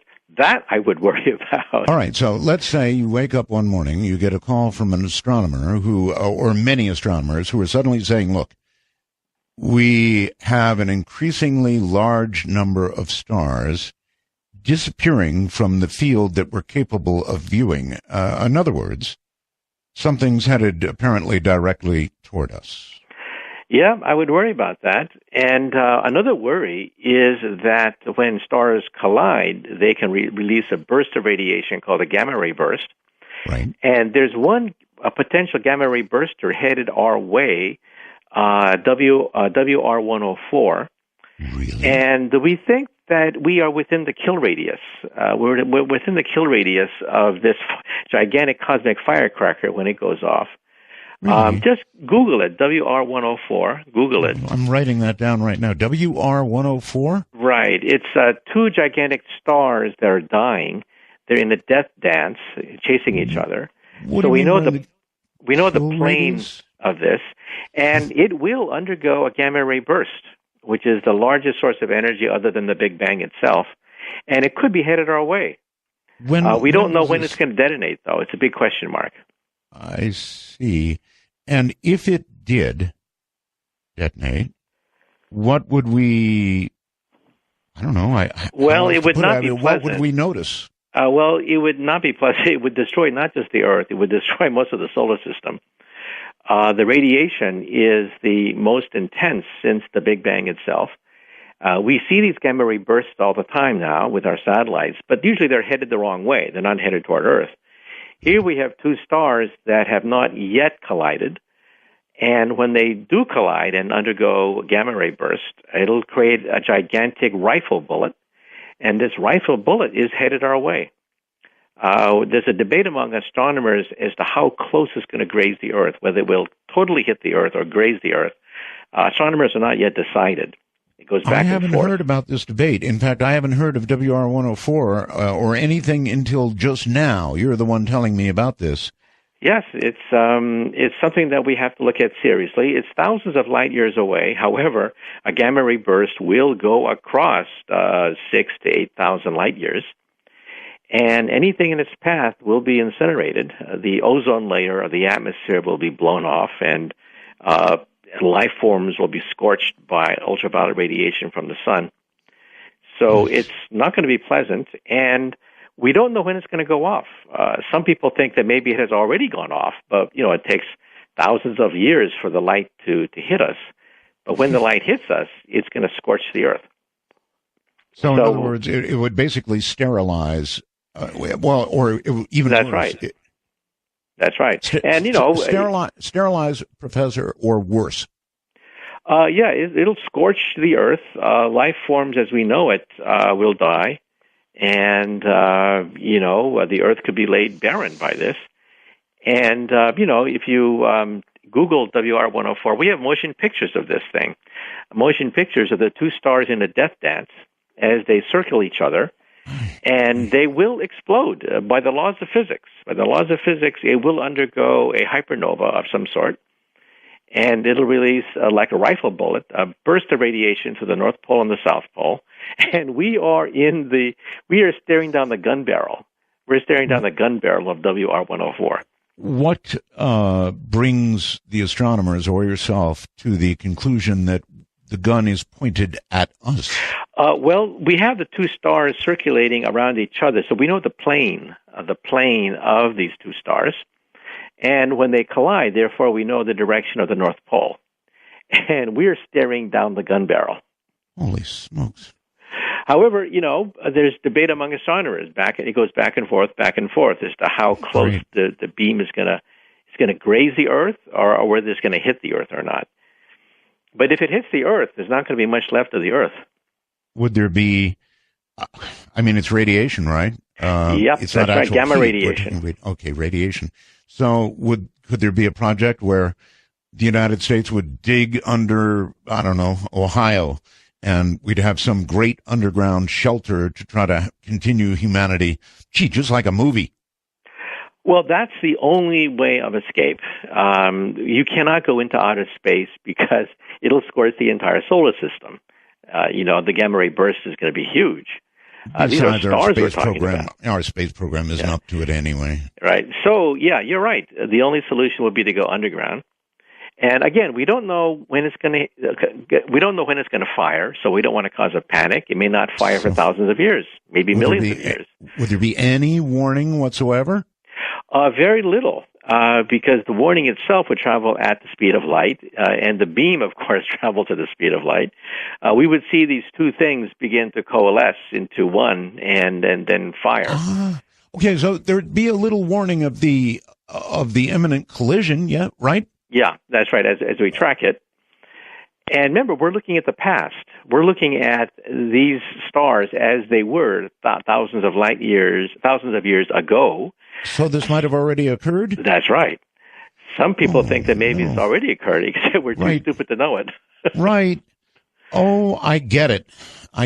And you know what? I wasn't worried when we started this program tonight. Now I'm worried. Professor, stay right where you are, and we will be right back. Now I'm actually worried. How about you? All of times have come.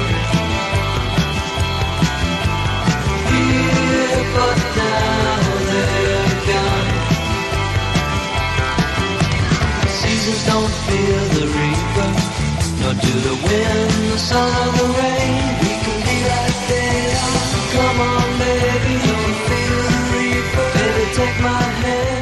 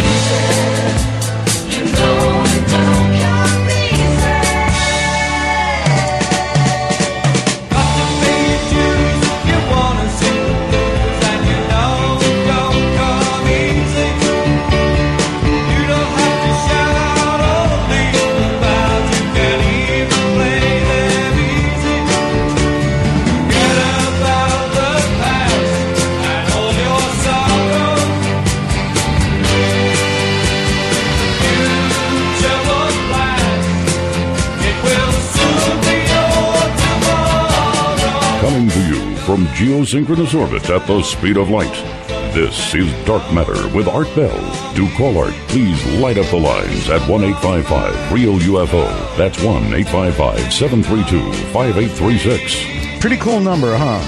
1-855-REAL-UFO. But don't call yet. Don't do it. What happens is you call and you let it ring. It'll ring for 20 rings, and then you'll get frustrated and say bad things about me. And so just don't call. Just relax. We'll get to calls here shortly. Right now, I'm still contemplating two stars coming together. They can actually see them coming together. The gamma ray burst that will occur when that happens, and the fact that they're pointed at us like a gun barrel. First I ever heard of this. Some of you out there may want to Google WR10. Is it 4 or 109? 104. 104, okay, you're right. So, Professor, my guest is Professor Michio Kaku. They're watching these stars come together. Now, that makes me ask, well, if they're actually watching them move toward each other with the consequences you discussed, they should be able to at least make a rough guess about how long it is before they get together with what we're seeing, looking back in time like that, and sort of know when it might happen or not. Well, yes or no. First of all, each of these two stars is unstable. They will undergo the process of supernova. That's the laws of physics. We know it's going to happen. Even if they don't collide, they can undergo the process. We just don't know when it's going to happen. It may have already happened, in which case tomorrow we could be fried, or it may take millions of years to happen. It's sort of like Yellowstone National Park. You know, we know the Yellowstone is on top of a supervolcano. Sooner or later, we know the Yellowstone's going to erupt and tear the guts out of the United States, but we don't know when. It could be thousands of years from now or tomorrow. So we have to live with that uncertainty among all the other uncertainties. All right, so you're saying that these two stars that are coming together, and we know for certain they're coming together and that it's going to happen, but we don't know when, and the fact is it could have already happened. That's right. How far, roughly, away from us are they? They are about, 8,000 light years, and so we're within the kill radius of the gamma ray burst. So a gamma ray burst, first of all, an ordinary supernova would have to be maybe within 10 light years of the Earth to cause damage. However, a gamma ray burster is the second largest explosion known to science, other than the Big Bang itself. Right. The energy output will outshine an entire galaxy. And so the energy output he just calculated would be enough to incinerate anything in its path for thousands of light years. And so we are in the kill zone of WR104. That's why we're tracking it. That's why we're looking at it. And that's why scientists write papers trying to estimate the angle at which the beam is going to come out when it comes out, and whether or not we are in the beam or slightly outside the beam. And this is a matter of scientific debate. And we're mostly in it. A few years ago, the thinking was that we were maybe a few degrees outside. The paper was just published saying that, no, we are smack in the middle. So it goes back and forth. But it's a decidable question. You know, the more data we get from WR104, the more data we'll be able to analyze. And there could be others. There could be other gamma ray bursters. Let's talk about the upside of this. Let's say it's already happened, and that, next year, this gamma ray burst hits us. No warning. Yeah, it's not going to be pretty pleasant. much. Well, maybe it would be. I mean, would we die slowly, or would we just blink out? It would take place over a matter of weeks. First of all, the ozone layer, which surrounds the Earth, is very sensitive to radiation. It protects us. Without the ozone layer, we would get sunburn very rapidly going outside. So if the gamma ray burst were to hit us, it would knock out maybe 50% of the ozone layer, depending upon which calculation you look at. But, if 50% of the ozone layer is knocked out, That's a huge amount of X-rays coming from the sun, Absolutely. just bathing all life forms on the planet Earth. Oh, my God. So it would be a slow roast. Slow roast. It would not be pleasant, right? However, as some people have pointed out, it means that we humans, because we're intelligent, would have to live underground. We would have to put cities underground in order to survive the scorching radiation coming from the sun. Okay, quick question. Would this radiation come, sterilize, and then go? Or would the radiation be bathing us for the next, whatever? Well, when a supernova goes off, the radiation does damp down pretty rapidly. However, it'll go for months, as the radiation rains down on the Earth. And with the ozone layer gone, it means that the effect will be permanent. And so all life on Earth is going to be affected. Plants, for example, will die off, and that means vegetation will no longer provide food for the people on the Earth. And and the animals that eat plants, of course, would also die in the process. The food chain would be disrupted. The oceans, the forests, they would die. So, animal life, fishes, mammals, all of them would be affected if the ozone layer were to go. Not a pleasant sight. Offered an opportunity to go underground, knowing this was either beginning to occur or was occurring, would you go, or would you stay up here and just sort of welcome it? Well, even if there's a slightest chance of surviving, it's worthwhile to go underground. You would have to have, of course, canned foods and things to survive for several months when the worst of it is over. But then the ozone layer is going to be permanently damaged. So life as we know it will be permanently damaged. So any big sun flare, any sort of radiation at all after that would get us. That's right. We'd be constantly bathed by intense X-rays, which would kill off vegetation, kill off animals, blind animals with eyes. It's not going to be pleasant. And so it means that the population that survived underground is going to have a food crisis. They may have to grow food underground, using hydroponics. Right. Basically, to create a whole civilization underground in order to grow food that is not going to be hit with all the X-rays coming from the sun. So civilization, as we know it, would shrink enormously because we would have to create an entire agriculture underground to survive because it would be permanently too radioactive outside. That is too much X-rays bathing the surface outside. Wow, that would change everything. Even if you got underground and you were under Cincinnati or whatever, as you point out, you need food. All the green stuff would be gone. You'd need hydroponics. You'd need to plan ahead for this by years and years and years. I wonder, Professor, will there come a time when the world scientists will say, hey, this is happening, or we just observed a bright flash and it's about to happen, or it's happening, however the word will come down. Will there come a time that people like yourself will inform governments like ours that, okay, it's sink or swim, so to speak? Well, we used to be worried about stars like Betelgeuse. That is, we used to catalog all the nearby unstable stars that are red giants that will pop and become a supernova. However, Betelgeuse is far enough away that a conventional supernova at that scale will not affect the Earth that much. It'll light up the night sky. It'll probably be as bright as the moon, but it's not going to kill the Earth with this radiation.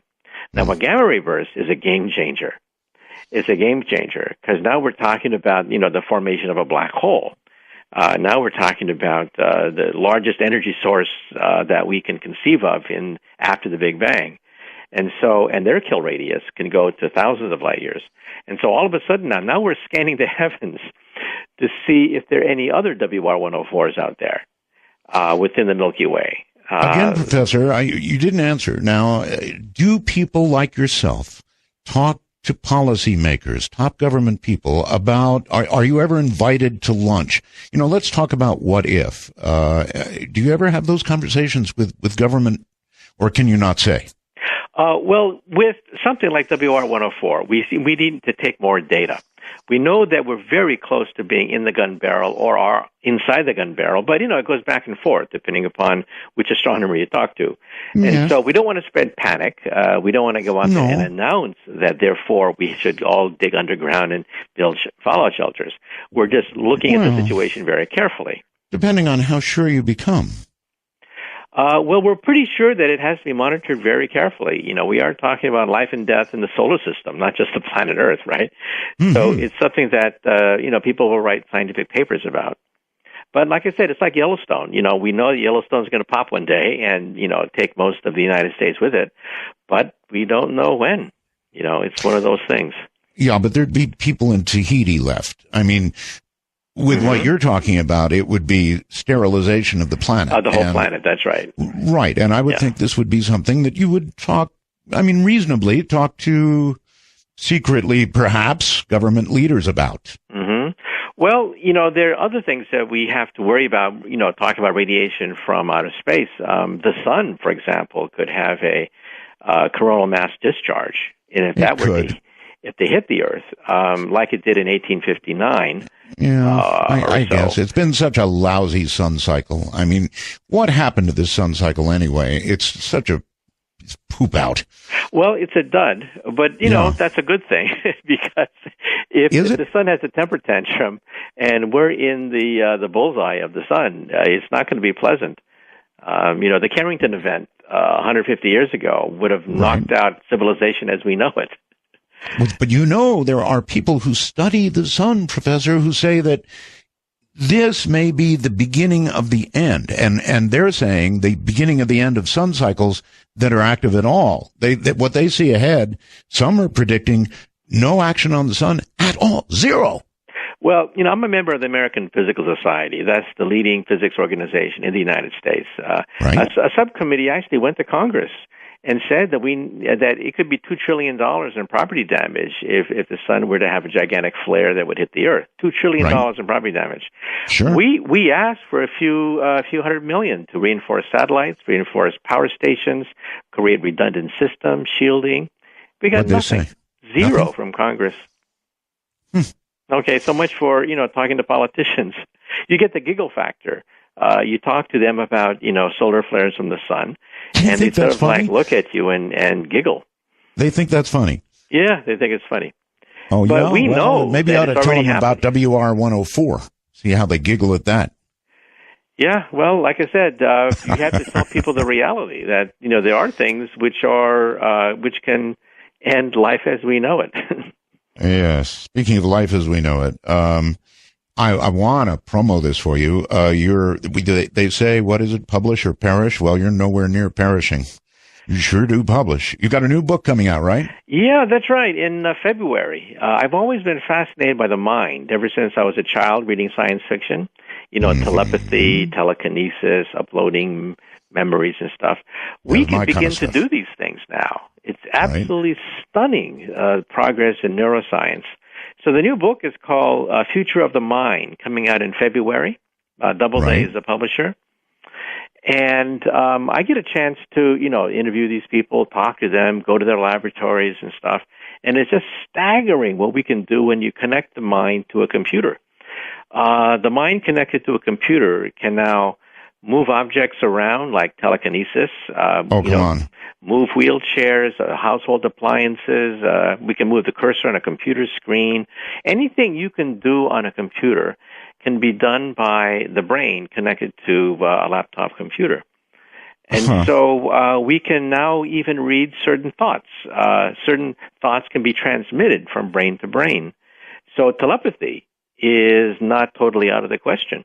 Why does a computer help? I mean, a little while ago you were complaining of the stupidity of computers. Yeah, computers cannot create original thoughts or learn anything. However, they're good adding machines. And what they do is they take the electrical signals of the brain, and we write a subroutine that then decodes them and translates these signals of the brain into something that's recognizable, which can then be used to drive a wheelchair, an appliance, a mechanical arm. And so people who are totally paralyzed, who are vegetables, can now live a reasonably normal life, communicating, playing video games, and interacting with the world. So we would be using a computer then as sort of a bridge to whatever we want to happen. Yeah, this is called synthetic telepathy, not the telepathy a la magicians and magic shows in Las Vegas, but using computers to decipher thoughts. In fact, we're at the verge now of being able to photograph a dream and be able to videotape a dream. Really? Already we can videotape people's thoughts so that if you're thinking about a bird or you're thinking about a car or something, we can get a computer that will MRI the brain and then reconstruct a reasonable approximation to a bird or a car or whatever you're thinking. And when you're sleeping, this machine will continue to decipher images that the brain is thinking. And I had a chance to go to Berkeley, where I got my PhD, and actually see some of these computer programs. One person was dreaming, and he was put into an MRI machine, and the computer said that he was dreaming about people's faces. It's still a crude computer program. It couldn't do any better than that. But the very fact that you can tell what a person is dreaming about is incredible, right? A little worrisome, actually. Well, I mean, are we going to get to the point where somebody's dream is going to be available to us in 1080p? Well, we have to make sure that privacy is enforced so that, you don't want other people to watch your dreams, right? You want to be able to wake up one day and watch the dream you had the previous night, not someone else. However, I would say this, yes. If you could sort of store them like on a DVR, oh, I'm all for that. I've had some doozers. Yeah, and you forget them within a few minutes after you wake up. And also there's something called lucid dreaming where you actually can control the direction of your dream. And this is now in Germany. They've actually took patients who are lucid dreamers who are conscious while they dream, and they hooked them up to an MRI machine, and sure enough, they were able to actually control their dream. Quick question for you. You're absolutely correct. We forget our dreams literally in moments from waking up unless we make some kind of really serious conscious effort to remember them and or write them down. That's the best thing to do. But we do forget them. Why is that? Well, we don't know. We don't even know why we dream. We don't know where dreams come from. But, science is getting to the point where we'll be able to photograph dreams. This is being done in Kyoto, Japan, and also Berkeley, California. And to the point where we'll be able to wake up one day and see the images that we were dreaming the previous night. The back of your brain is the visual cortex. That's where images are processed. And, MRI machines can begin to decipher the images that you see when you're conscious. But, these machines will also operate when you're asleep as well. And it will actually, construct images as you sleep. And so this could give us a whole new way of looking at the mind, the mind unleashed, basically. Yes. And also, I was going to say, I'm sorry. We're worried now about the NSA. Reading our emails, listening to our phone calls, blah, blah, blah. If there was the ability for anybody to monitor our dreams, some facility up in Utah is going to be categorizing dreams and storing them and sending out guys in black to meet with us when it's not to their expectations. Well, first of all, privacy is going to have to be one main concern, and I write about this in my book, Future of the Mind. First of all, telepathy as we know it requires measuring electrical signals of the brain. But these electrical signals damp very rapidly as you go away from the brain, much faster than ordinary radio. So it means that you're going to have to get up and close to the person in order to make any kinds of measurements. So privacy is a concern, but there are ways to shield the mind. And, somebody would have to get very close to the brain in order to be able to analyze thoughts. That means you have to have the person's permission. And so I think that privacy will be a problem. However, there are safeguards. You can shield the brain and also, make sure that people don't get close to you where they can put listening devices near your brain. And perhaps so, but I envision this day, Professor, when I don't know, somebody out there is monitoring our dreams and one of us has a dream about I don't know, blowing something up, something that even sounds remotely subversive or troublemaking, and then, at the door. So far, the whole privacy argument has not worked out too well, frankly. Well, governments will always try to spy as much as they can. That's why in a democracy we have to make sure that the people are aware of this and that we put a lid on it, right? Yes. And so far, the lid's off. Hopefully democracy has checks and balances, so we make sure that we don't get into a 1984 situation where we have, Big Brother watching us all the time. That's one of the advantages. The fact that the Internet, it makes information so freely available is one of the reasons why everybody knows about the problem so quickly. A lot of people would say, look, 1984 was a long time ago, brother. In other words, it's already here. Well, you see, because the Internet is out of the bag, no one can control the entire Internet, which means that as long as governments try to eavesdrop on us, there will be ways in which this will be revealed and given to the international media really quick. And so I think there are checks and balances. I mean, governments will always try to do this, right? Armies, for example, want to win wars. They don't want to lose wars. They want to win wars. Right. Governments want to govern. And, of course, they're going to try to eavesdrop. Therefore, it means that we have to step in, the people, and use the Internet in order to make sure that there are safeguards. So there are checks and balances, I think, here. Well, perhaps so. But, again, I'm pointing out that it hasn't worked out very well thus far. Mm-hmm. I do read these precious documents we talk about, and I'm almost to the point where, I'm saying, what we ought to do is put the Bill of Rights at the end of our email, and if we did, maybe the government would read it. Yeah, but remember, in the 50s and 60s, it was a lot worse. The government had a top-secret program called MK Ultra. And MK Ultra, roped in many, many universities and top scientists to do all sorts of bogus experiments on the brain, LSD, drugs, truth serums, all sorts of crazy things were investigated by the CIA and the government, in the name of national security. But, in a democracy, things come out. Now we have many of these documents that have been declassified. And we know the kind of shenanigans that the CIA was involved with, drugging people without their permission. Sure. Some of them were given LSD and committed suicide as a consequence. This information finally did get out. But remember, that was the Cold War, and that was when the military thought the Russians were doing it, and so we have to do it too, these mind control experiments. Do you really think the old bad old days are gone? In other words, yes, I know. Everything is calmed down. There's no more nuclear threat from Russia to the U.S., I guess. And so the bad old days are gone. Are they really gone? Well, it depends on what you're talking about. The big nukes, we don't have to worry about so much. But now we have the little nukes. We have nuclear weapons proliferating into the worst possible places on the Earth. Right. The most unstable areas of the Earth, that's where nuclear weapons are proliferating. North Korea. One day someone's going to have a suitcase bomb and, put it in someone's sewer system and then blackmail you, right? Professor, were those real? Suitcase bombs are actually real in the sense that you can get a credible nuclear device that's quite small and compact that will do a considerable amount of damage, and that's what we have to worry about. People worry about missiles, but a suitcase bomb is in some sense worse.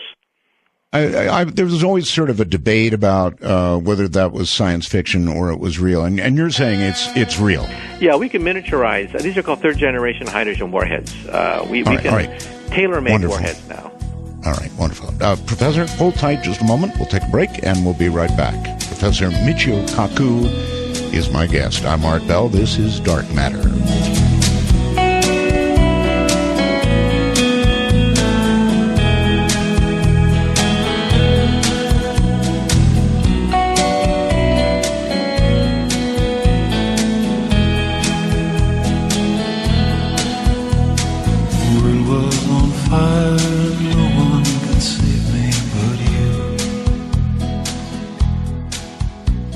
Strange what desire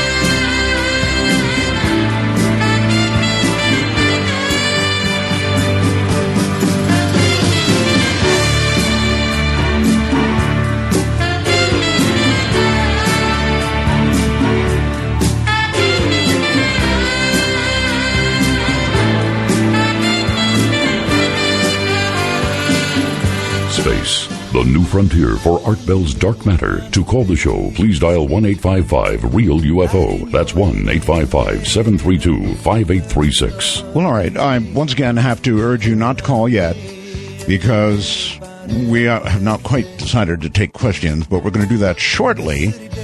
So, you know what? Go ahead and call. Why not? Let's see it light up. I've been waiting for this moment anyway. If you have a question for Dr. Kaku, Professor Kaku, then I guess now would be a good time to call. The number is, and it's a new number, and don't imagine it's just one person that can get through, because you can all get through. The number is 855-732-5836. Or, put another way, 855-REAL-UFO. That's a pretty neat number, huh? 1-855-REAL-UFO.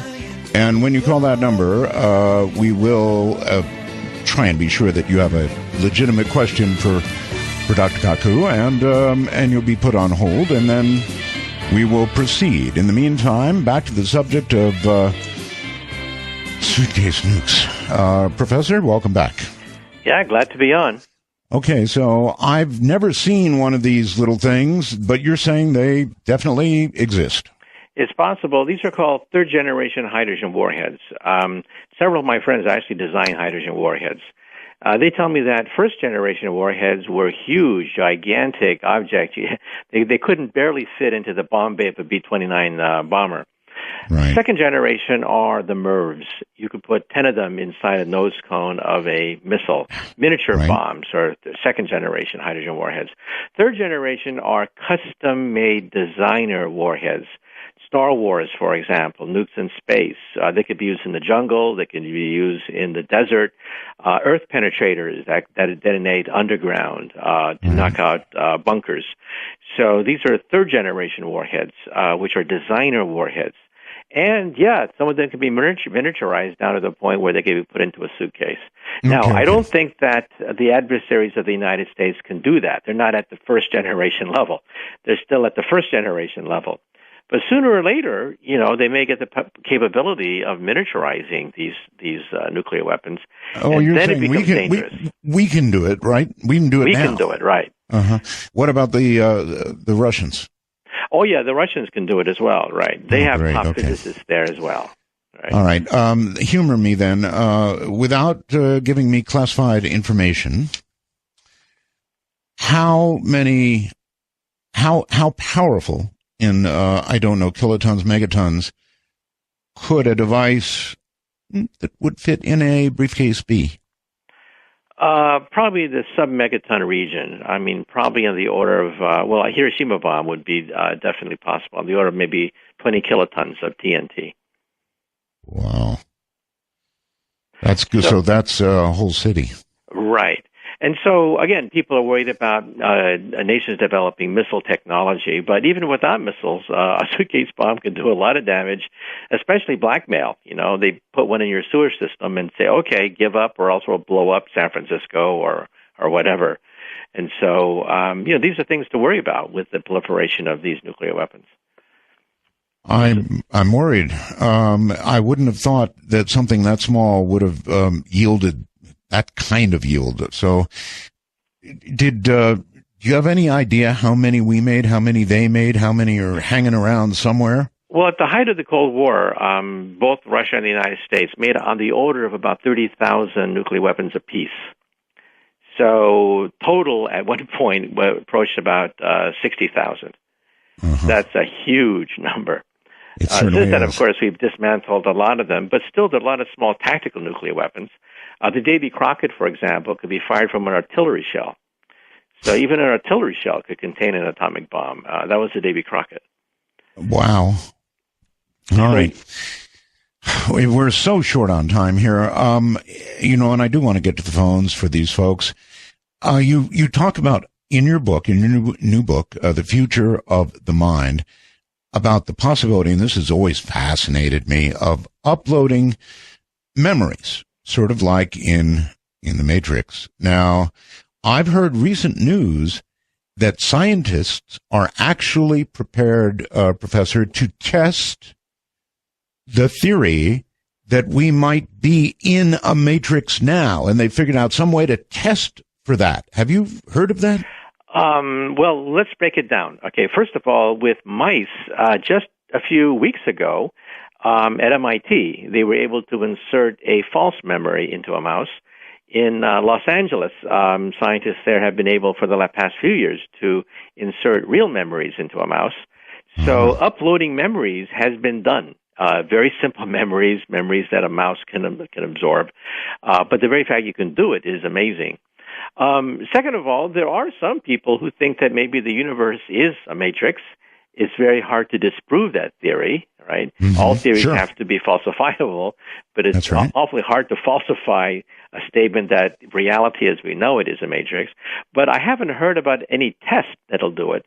Most people would think that it's not a falsifiable statement. That is, there's no experiment that you can create that'll determine whether or not you live in the matrix or not.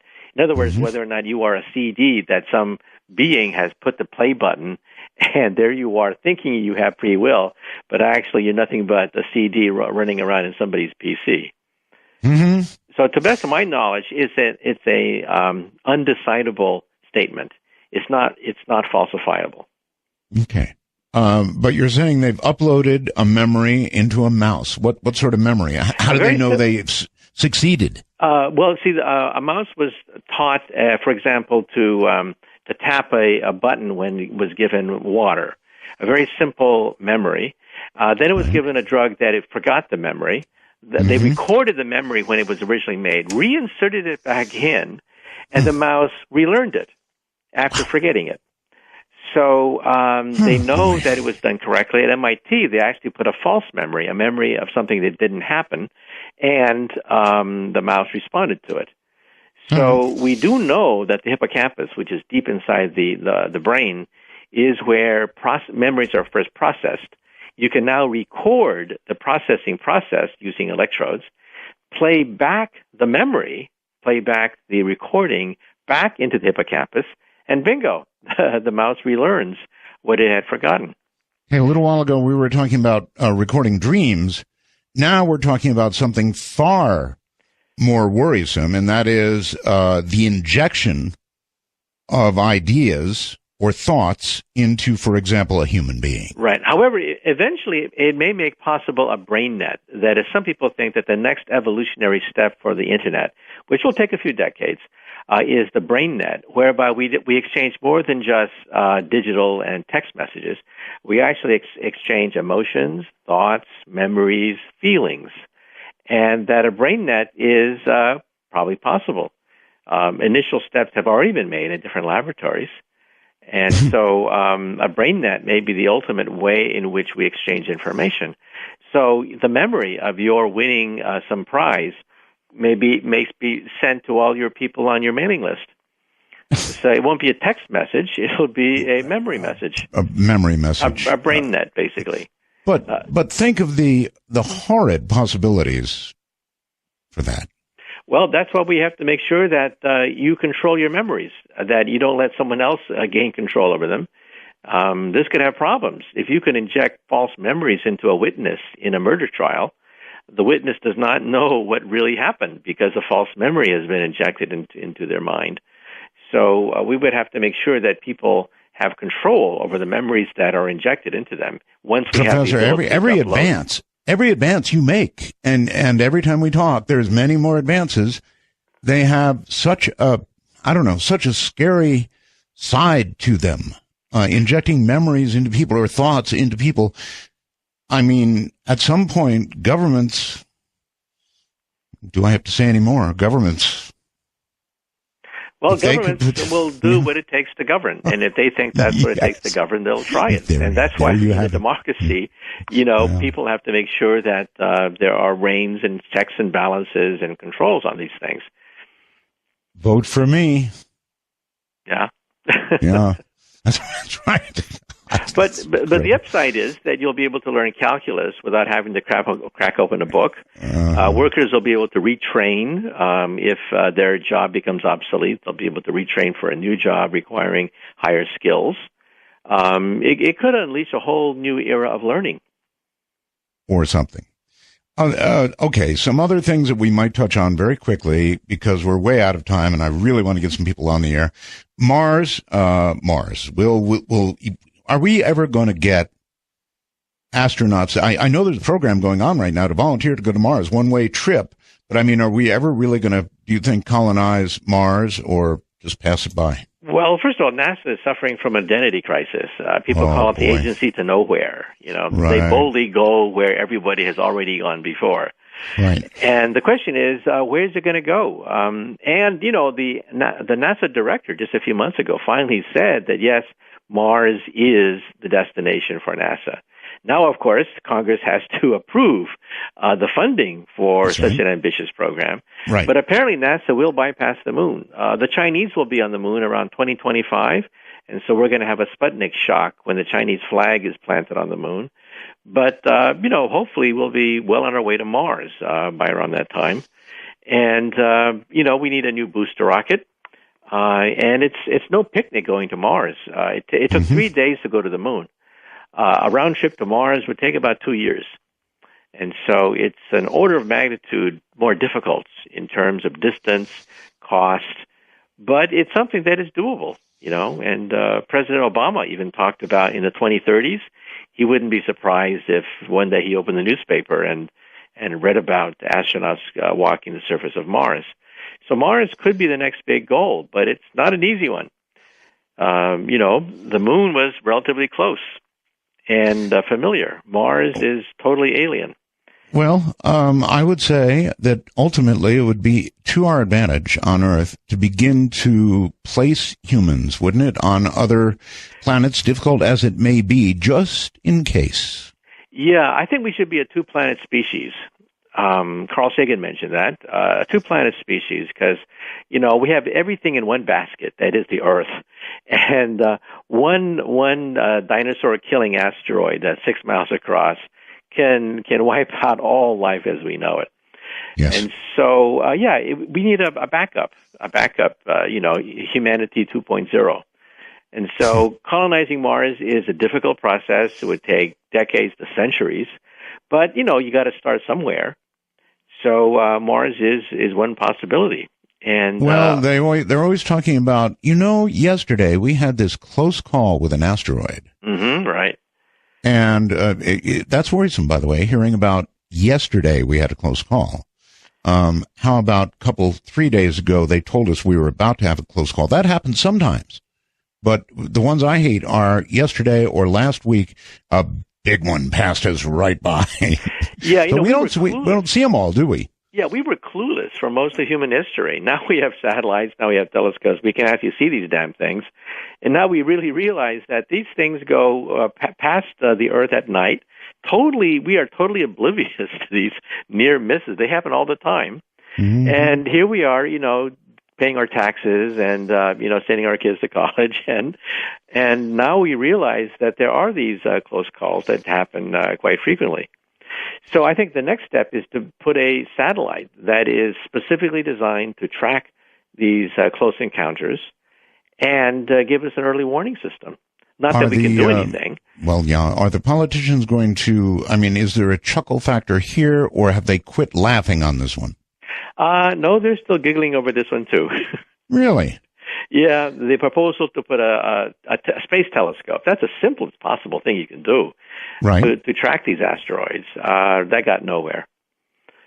So I think we're in a situation where, on one hand, we make fun of NASA because it's not going anywhere, but then, Congress doesn't give them the funds to even do simple projects like, photograph asteroids that go whizzing right by. Right. I'm sure you scientists get very tired of getting chuckled at. Yes. All right, Professor, this be my first call that I'm going to take. So if you wouldn't mind, let's see what's out there. Good evening or morning or whatever it is, wherever you are, you're on the air. Dark Matter, I'm Art Bell with Dr. Kaku. Hi. Hey, Art. Wow. Good evening. Incredible to hear you on the air again. My wife and I joked. I found out, I heard, or I guess I read on the internet, that you were coming back to the air while she was in active labor in late July. And she joked with me that if it were not for the fact that we were about to have our first child, a little girl, just as I know you've had a blessing in your life the past few years, she joked that if that weren't the case, that your news of coming back would be the biggest thing I'd be talking about for months. So I'm really excited to hear you back on the air. And also, by the way, I don't think you have any need to do any pacing around. You're absolutely knocking it out of the park tonight with Dr. Kaku. So he's knocking it out of the park. I'm just sitting here. Anyway, do you have a question? Yes, I do. Okay, you know, he was talking about the matched particles earlier in the program, and the idea that something can be on the other end of the universe. And and y'all were talking about how the particle can react a certain way. And I was wondering, there's something called, I guess it's the whole field is called new physics. The idea that the standard model of the universe, how the universe works, doesn't explain everything. I wanted to know what he thinks is out there, beyond the standard model that we have yet to discover. Okay. All right. Well, very interesting. That's what I do for a living. My day job is to work on something called string theory. And I'm the co-founder of string field theory. And we think that beyond the standard model, that is the quarks and the electrons and neutrinos, are vibrating strings, and that the subatomic particles are nothing but musical notes on this tiny vibrating string. Professor, back up just a little bit. String theory. Can you give us a layman's explanation of what string theory is? Well, first, go to my website, because I have articles on this. It's mkaku.org, mkaku.org. We think that if you had a super microscope and can peer into the electron or a neutrino, you would just see a rubber band, and it vibrates in one way, and we call that an electron. You tweak it, and it turns into a neutrino. You tweak it again, it turns into a quark. You tweak it again, and it turns into the hundreds of subatomic particles that we have discovered so far. So musical notes, that's what we think neutrons and protons are, just different kinds of musical notes. So physics is basically the laws of harmony of these vibrating rubber bands. Chemistry is nothing but the melodies you can play on these vibrating strings. The universe is a symphony of strings. And the mind of God that Einstein wrote about eloquently for 30 years of his life, the mind of God is cosmic music resonating through 11-dimensional hyperspace. So we actually have a candidate for the mind of God. So should I think of these strings like a harp? Parallel strings, parallel universes. That's right. What you see around us is the lowest octave. But there's a higher octave, and the higher octave we think is dark matter. So what is dark matter, this invisible thing that holds the galaxy together? We think dark matter is nothing but a higher vibration of the string. So everything you see around you is basically the lowest vibration, and that's called the standard model. But beyond the standard model, the next set of vibrations we think is dark matter, and we think dark matter makes up most of the universe. So high school textbooks are wrong when they say the universe is mainly made out of atoms. Mm-hmm. Atoms only make up about 4% of the universe. Are they going to change the books? They are.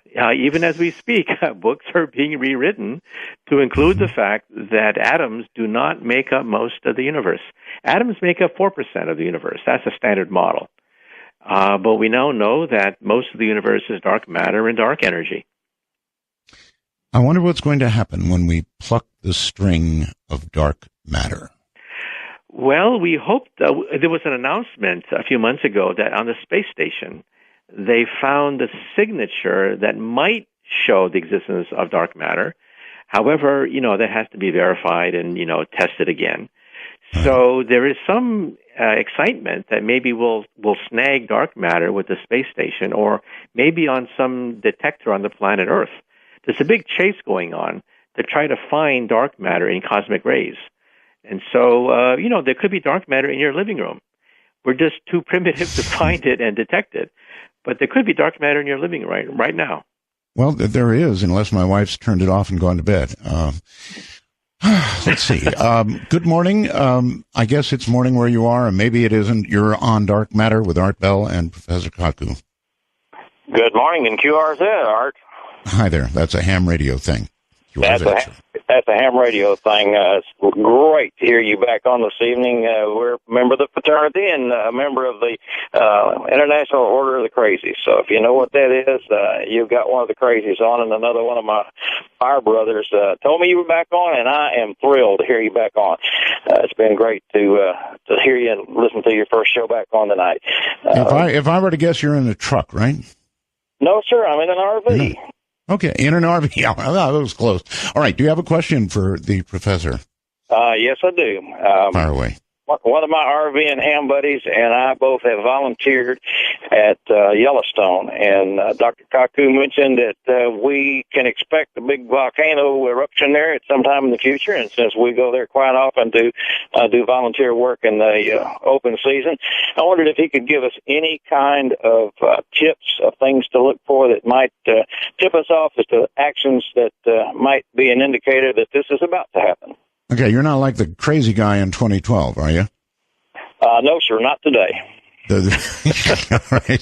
The radio broadcaster. Anyway, Professor. Okay. Well, first of all, when people think of Yellowstone, they think of Yogi Bear and the cartoons and stuff like that. But we have to realize that Yellowstone Park is at the very tip of a supervolcano. Most of it is underground, and it last erupted on the scale of hundreds of thousands of years ago. So the cycle time for these eruptions is measured in thousands of years. So, however, according to one calculation, we are more or less due for another eruption. And when that happens, it could tear the guts out of the United States of America. Now, to look for telltale signs, it turns out that volcano eruptions do have warning signs, unlike earthquakes. Earthquakes can happen with very little warning. Right. However, with volcanoes, you have rumblings. You have stirrings within the volcano. Mm-hmm. And so with seismographs and with the different chemical detectors to look for different kinds of materials coming out of the volcano, you have telltale signs that something is happening, okay? Is something happening? Well, right now, no. Just 2 years ago, there was some concern that maybe something was building up, but nothing came of that. But it is something that we have to monitor, because if you do fast forward the videotape, it will blow at some point. It's a law of physics that it will blow. And when that happens, it's not going to be pretty at all. But again, it could be tomorrow, or it could be thousands of years in the future. The thing to do is to monitor it and to listen to it very carefully, to see the frequency of eruptions, the severity, because volcanoes, unlike earthquakes, do give you a warning. If you thought that Yellowstone was going to go in a big way, what would you do? Well, if the signs are there, politicians always say don't cause panic, you'll cause disruption. But if it really does look like Yellowstone is getting ready for another super eruption, I think you should let the word out. People were going to have to evacuate. Look at Mount Vesuvius. The people there at Pompeii didn't have a chance. They had very little warning. And they were caught right there, 2,000 years ago. Let's put it this way. You're in New York, right? Mm-hmm, right. Mm-hmm. So if Yellowstone went, would you be concerned in New York? Well, definitely. First of all, the volcanic ash is going to go hundreds, thousands of miles.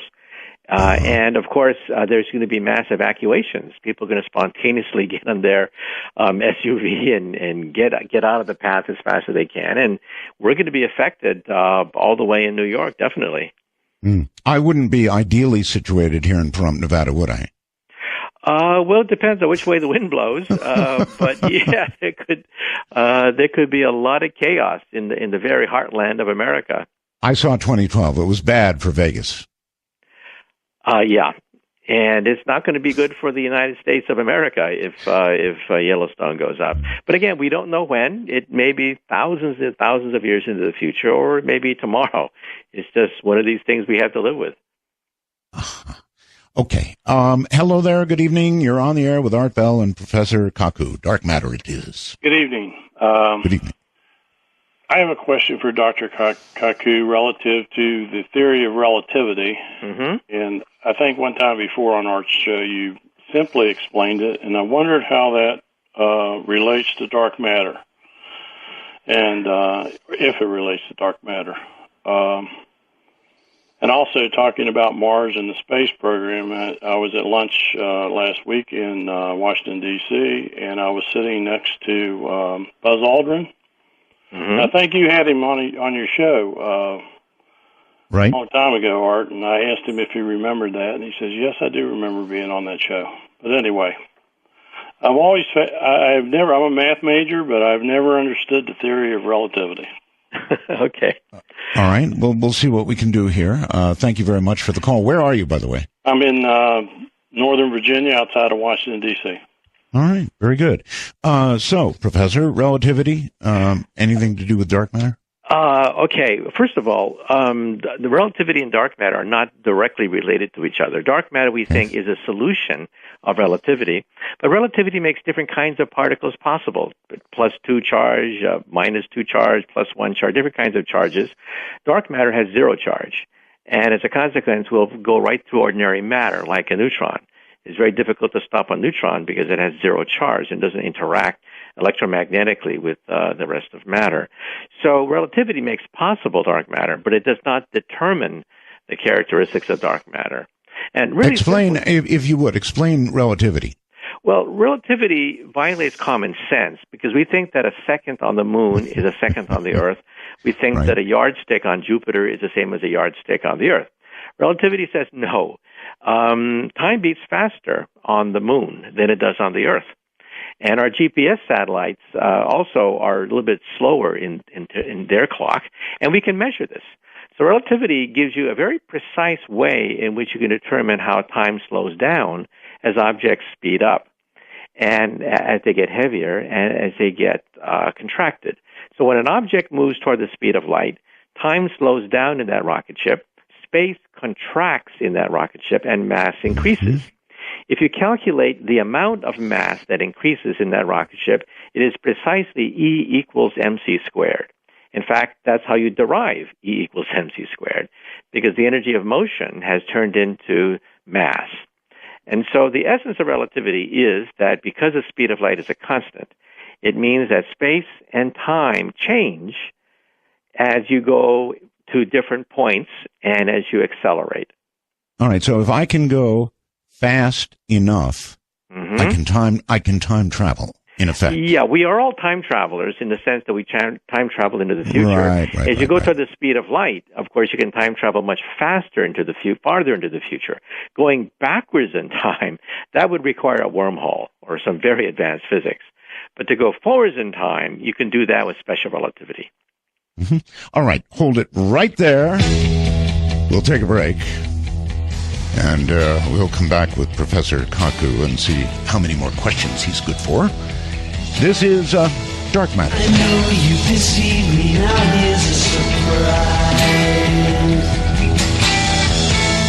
I know that you have, 'cause there's magic in my eyes.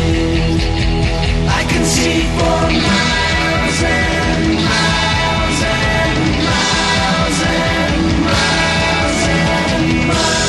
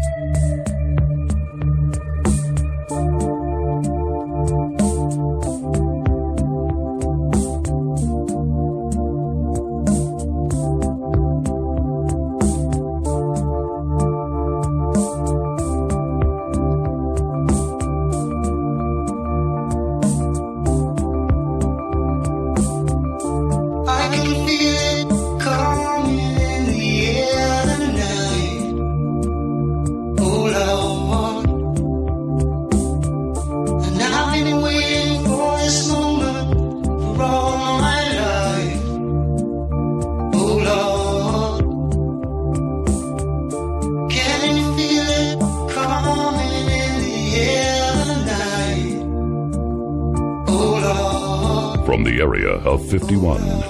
This is Dark Matter with Art Bell. To join the show, please call 1-855-REAL-UFO. That's 1-855-732-5836. Speaking of the area of 51,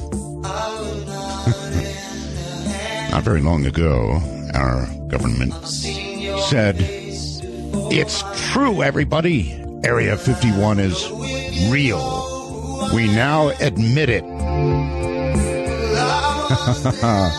So I'm curious, Professor Kaku, when our government came out and said, "Yeah, it's real. We really do have an Area 51," were you, I don't know, I just laughed. I wonder how you reacted. In the same way, this must have been the worst kept secret of modern history. At least everybody knew about it. There were eyewitness accounts, there were maps, there were documents. This was a very badly kept secret, right? However, I think what is more important is what they didn't reveal. Now, obviously, every nation develops weapons at the cutting edge of what their technology will support. Every nation does that, right? Right. So, of course, sure. I would be surprised if there wasn't an Area 51. Of course there's going to be an Area 51 to test these long-range bombers and stealth bombers and things like that. The real question is, how far are they advanced? And, of course, they're not going to reveal their crown jewels. They're going to reveal the crown jewels of the past decades. So I think that's a given. Common sense tells you that, A, it exists, B, that if they admit it exists, they're going to tell you the crown jewels of the past. The big question is, what do they have now that's cutting edge? And that, of course, is a matter of intense speculation. Well, would you like to speculate? Well, if you take a look at the direction of their technology, right, it's in the direction of creating things that are more and more invisible. And look at the U-2. It was so high up that only the Russians could launch a missile to take them out. The stealth bomber, right? However, true invisibility is actually possible.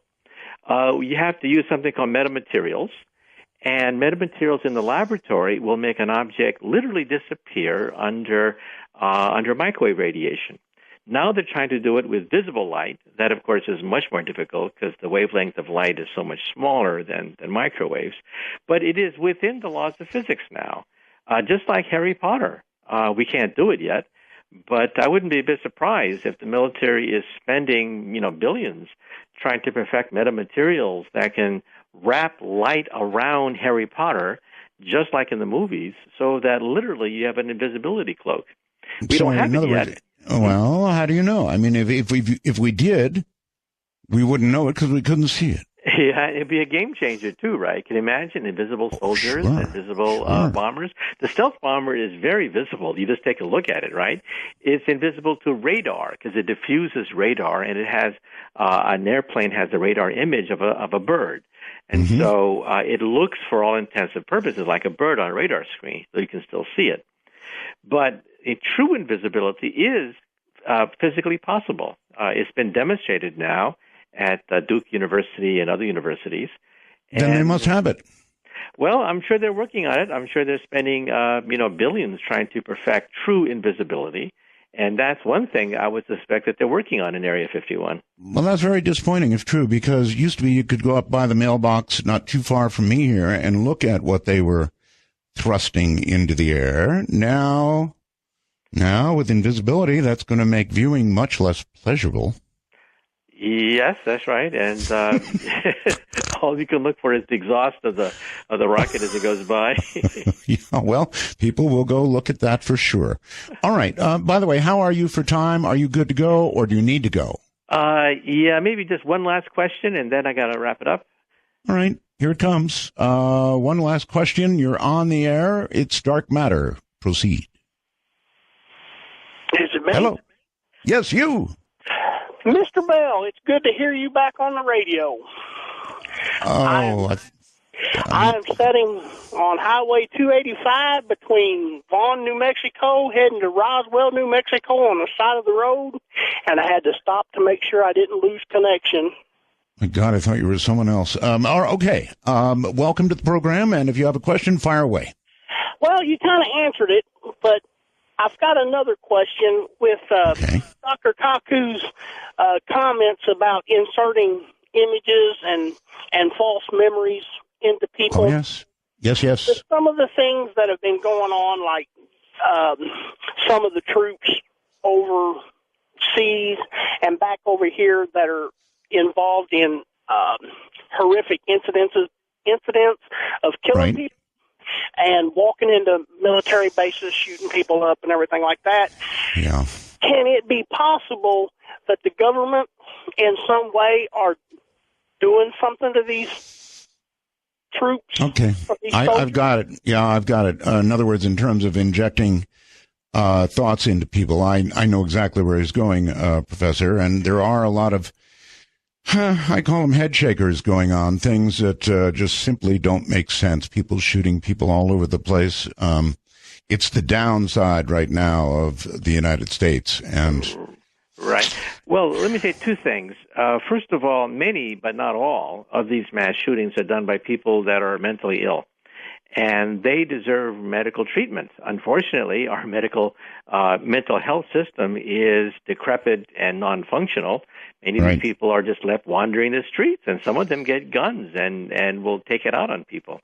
Second, it is possible with animals now to inject simple memories, like sipping water, for example. We cannot go beyond that because we have to decipher what is called the hippocampus, which is at the very center of the brain, which processes memory. So doing things like an entire memory of an experience and putting it into a human, that is way beyond what we can do at the present time.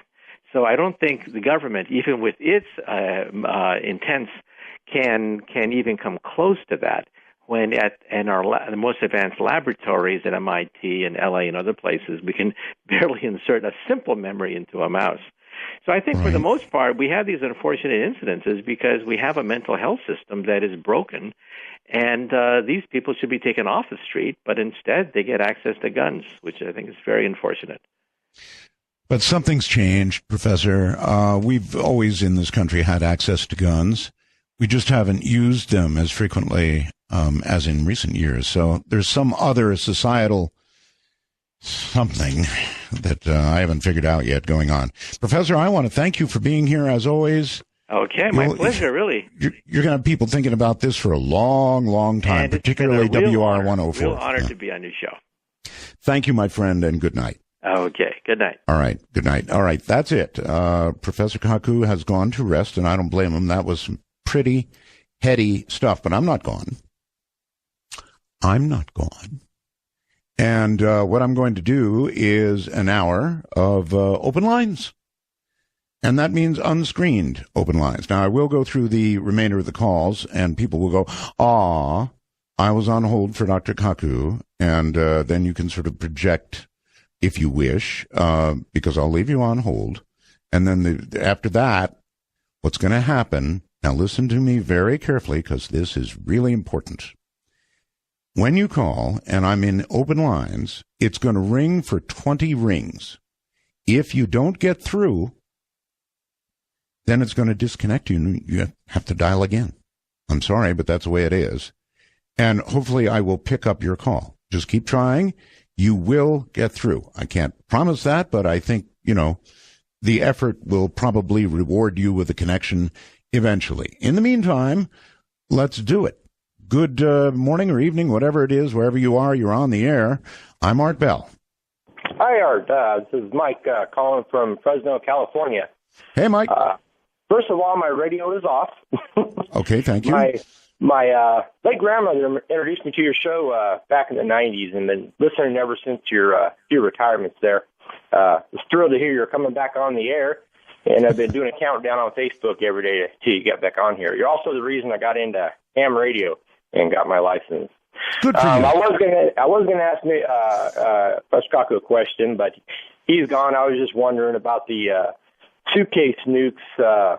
If you really believe that all those Cold War nuclear materials have been destroyed, and if any of those out there could be turned into any type of small portable suitcase type weapons. Okay, I'll sort of answer that. The answer is no, they haven't all been destroyed. Yes, there are suitcase nukes out there. That's what he said. They do exist, and we need to fear them because one of them is enough to destroy an entire city. Boom, gone. Yeah, that's not, it. Not good. Not good.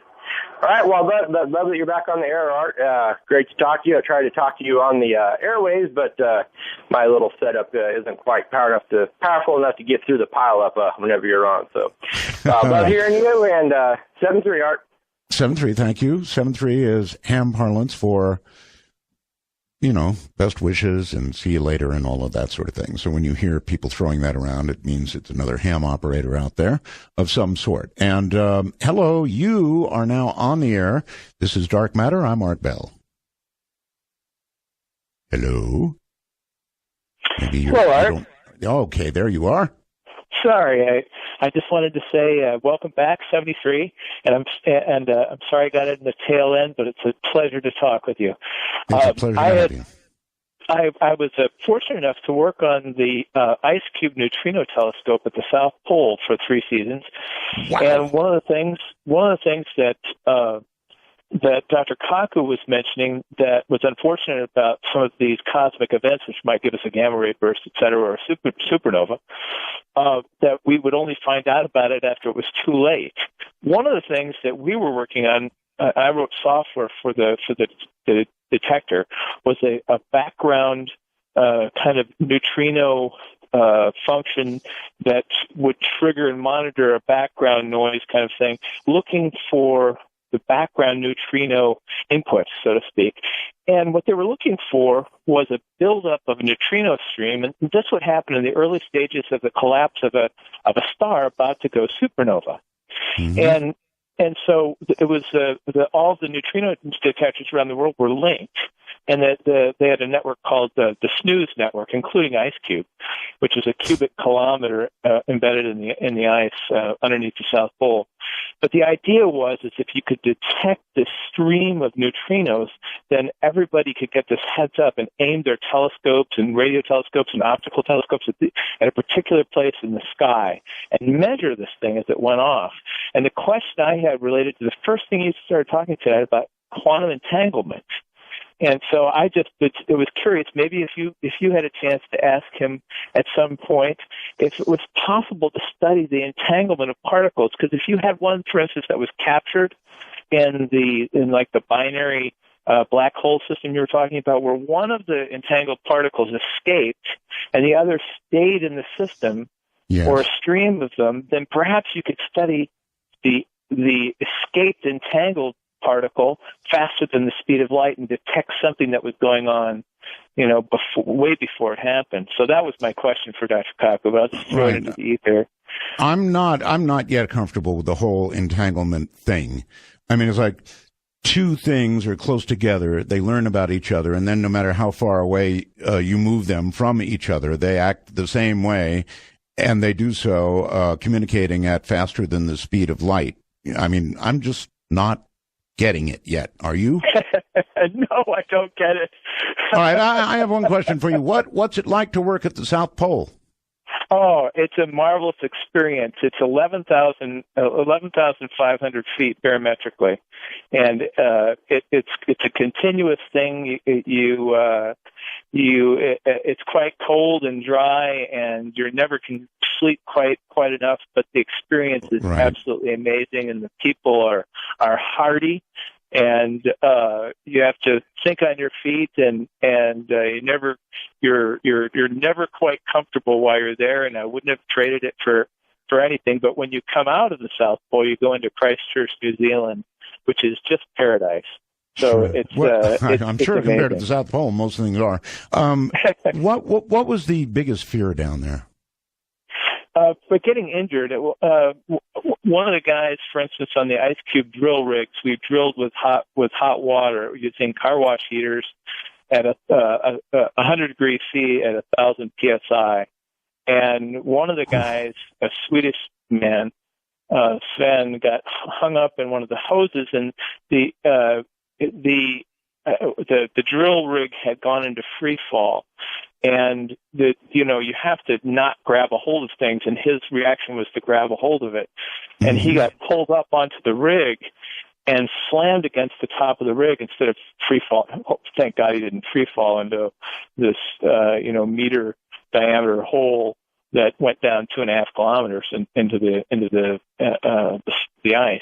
That must have been some adventure. That's all I can say. It was, but he slammed it. His lung collapsed, and then it was almost a week before he could get medical attention. And even though they had a doctor there, it was a harrowing experience. So safety was a big problem. And then I'll say one other thing is that it's very isolating. Even though it's an active station, when you're there, you really know that you're very, very remote from civilization. But they do have a ham station there, NPX. Oh, they do. I know. I've spoken to them. I have talked to them. All right. Thank you very much for the call. Usually, on TV anyway, when a lung collapses, somebody whips out a ballpoint pen, unscrews the end, and goes into the guy, and you hear, shh, and he's been saved. Somehow I have a feeling there may be a little more to it than that. Good evening. I never know what to say. It depends on what part of the country you're in, but you're on the air on Dark Matter. I'm Art Bell.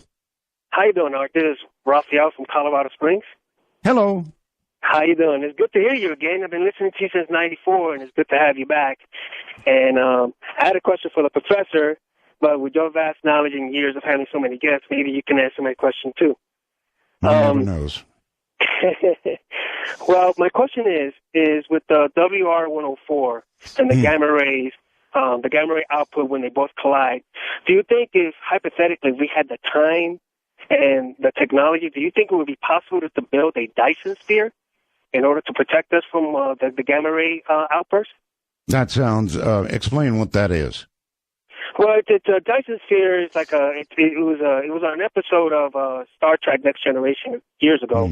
And it was talking about how a civilization can enclose itself, enclose the solar system, and enclose a planet. How about the dome? Yes. The dome. The entire planet, yeah. You know what? Somehow, I just don't think there's going to be the time for that sort of thing. And certainly not the funding for it. You heard what he said about what Congress usually says to these scientists. You know, they chuckle. So there's nothing much funny about WR-104. I don't think there'd be that much time or that much money. So if you heard this was going to happen, just out of curiosity, what would you do? Oh, I'll be taking myself and my family into the mountains with as much food as I possibly can. Into the mountains, huh? Well, inside, if I can get in. I mean, I'm over here. Inside a mountain. Okay, I was going to say, on top of a mountain. It depends how, because we have NORAD over here, and who knows, they might open up the doors for the citizens of Colorado Springs and the surrounding areas, and we might be able to get in there. Yeah, by the way, how are you doing weather-wise over there? Oh, the rain has finally stopped. It just kept raining and raining and raining, and it finally stopped late this afternoon over here. Good. And I think everybody just took a cursory blink of two eyes and wonder when it's going to come next. I understand. Well, hopefully everything will be okay. Some of the video coming out of that area has been unbelievable. And by the way, referencing only briefly the incident that occurred back in Washington, the shooting. I was watching CNN today, earlier today, as the news broke. And I really, really found it interesting. There was a medical news conference some hours after this occurred, and that the head of, I don't know, the hospital there was describing the condition of various people who'd been brought to the hospital. And I don't know if any of the rest of you noticed this or not, and perhaps it was appropriate that CNN did it, but just as this lady had sort of finished up with the medical condition of the people, and she'd begun to talk about, in our society, something has got to be done. There have been changes in our society, something that's bringing this sort of thing about. She didn't say all that, but she was headed down that road. And the moment she did, CNN yanked her off like yesterday's dream. I mean, really yanked her off. Just sort of Okay, on to the next show, and she's out of here. Maybe it was appropriate because she was speculating a little bit, but it's a question that really needs an answer. What's going on in our society? I'm Art Bell, and this is Dark Matter.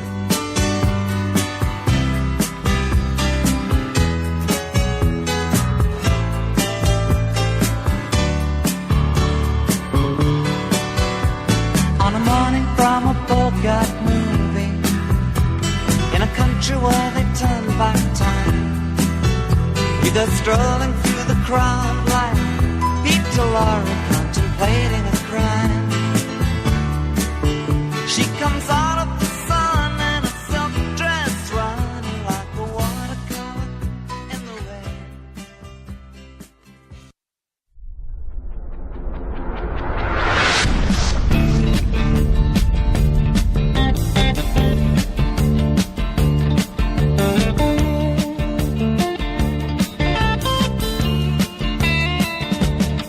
You get a shiver in the dark, it's raining in the park, but meantime, sound of the river, you stop and you hold everything. A band is blowing Dixie, double fall time. You feel alright when you hear the music ring.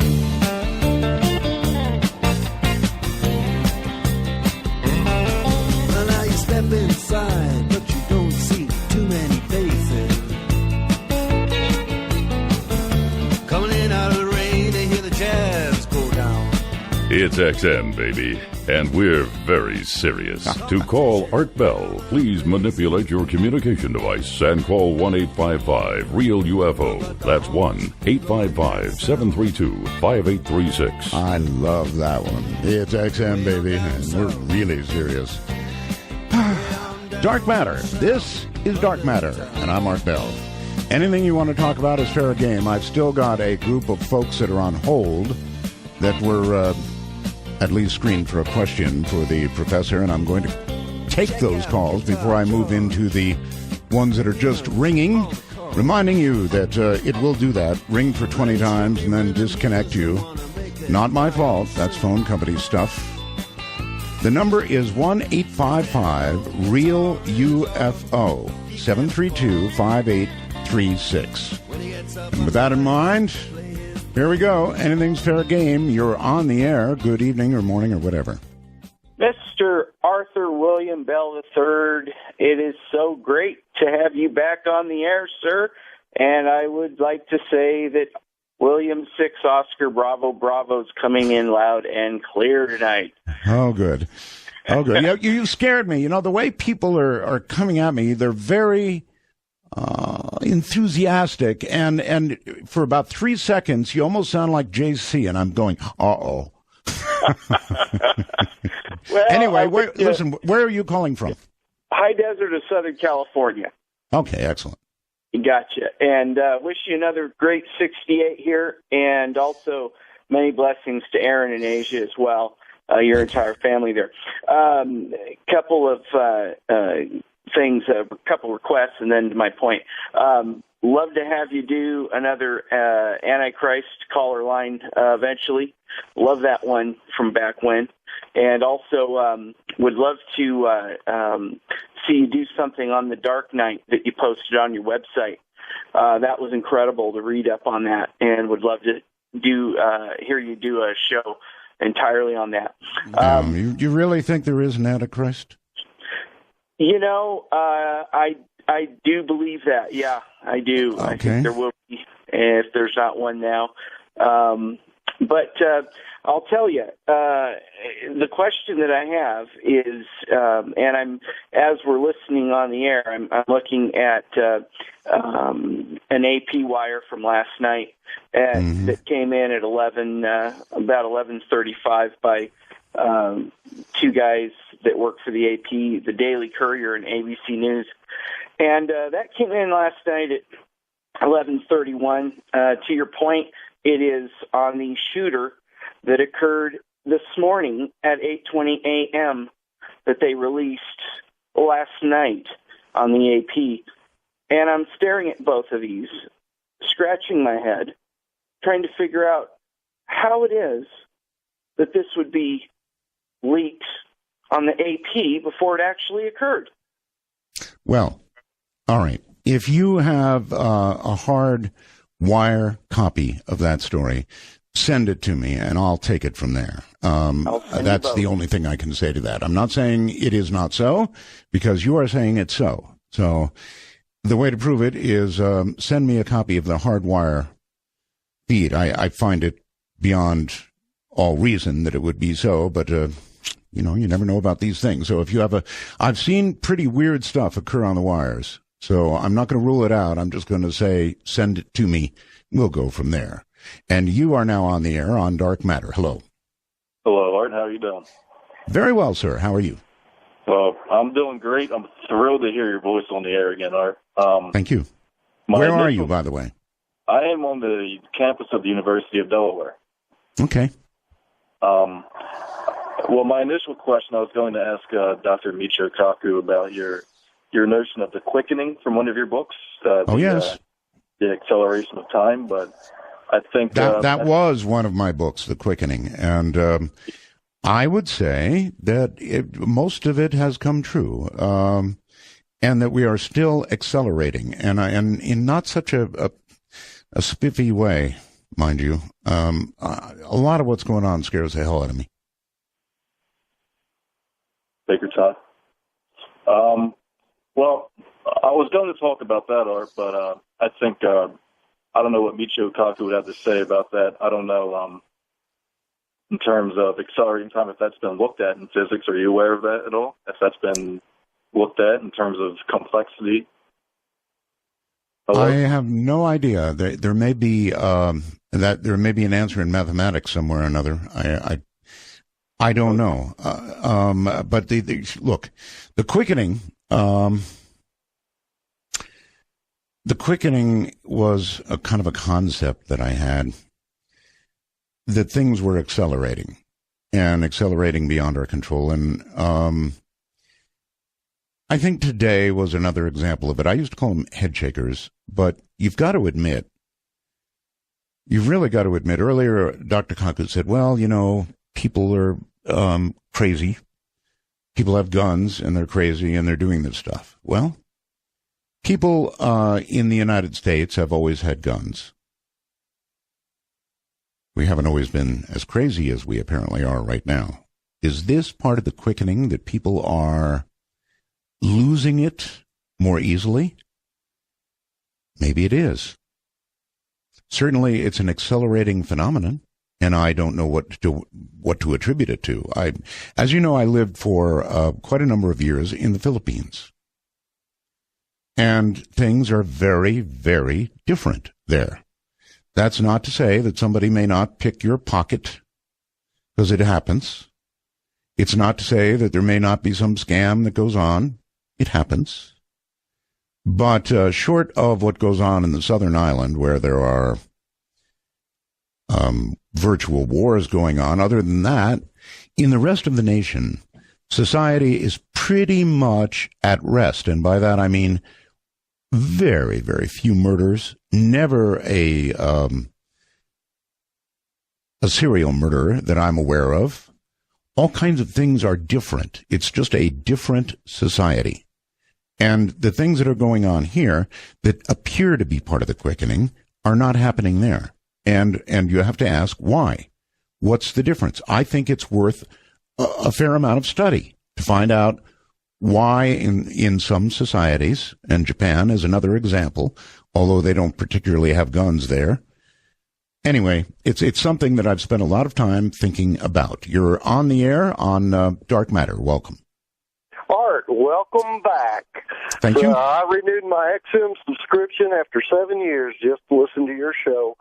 I was, like you, I was wanting to ask Dr. Kaku about the entanglement of particles. Mm-hmm.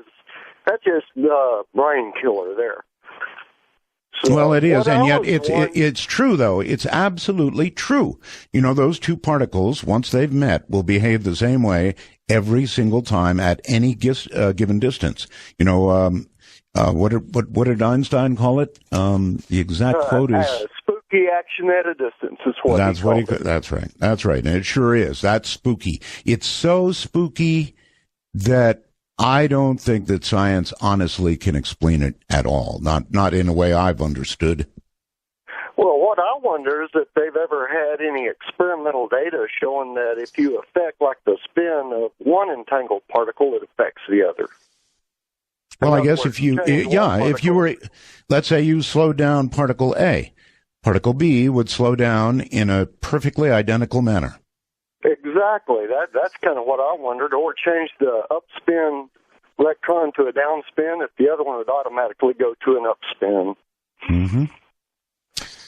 Yeah, I don't know what to say. That's right. And to explain how that's occurring, I just don't think you can. And I know I took him out of his comfort zone when I started talking about twins, but it's the truth, isn't it? If those two particles can act the same way, millions of miles apart, then it may well be that consciousness itself is a quantum thing. Exactly. Well, I'm sorry I didn't get to ask him that. You know, listening to your show tonight, it sure reminds me back when I was over the road and everything. It sounds like Art is back. Okay, well, I am. Thank you very much for the call, and take care.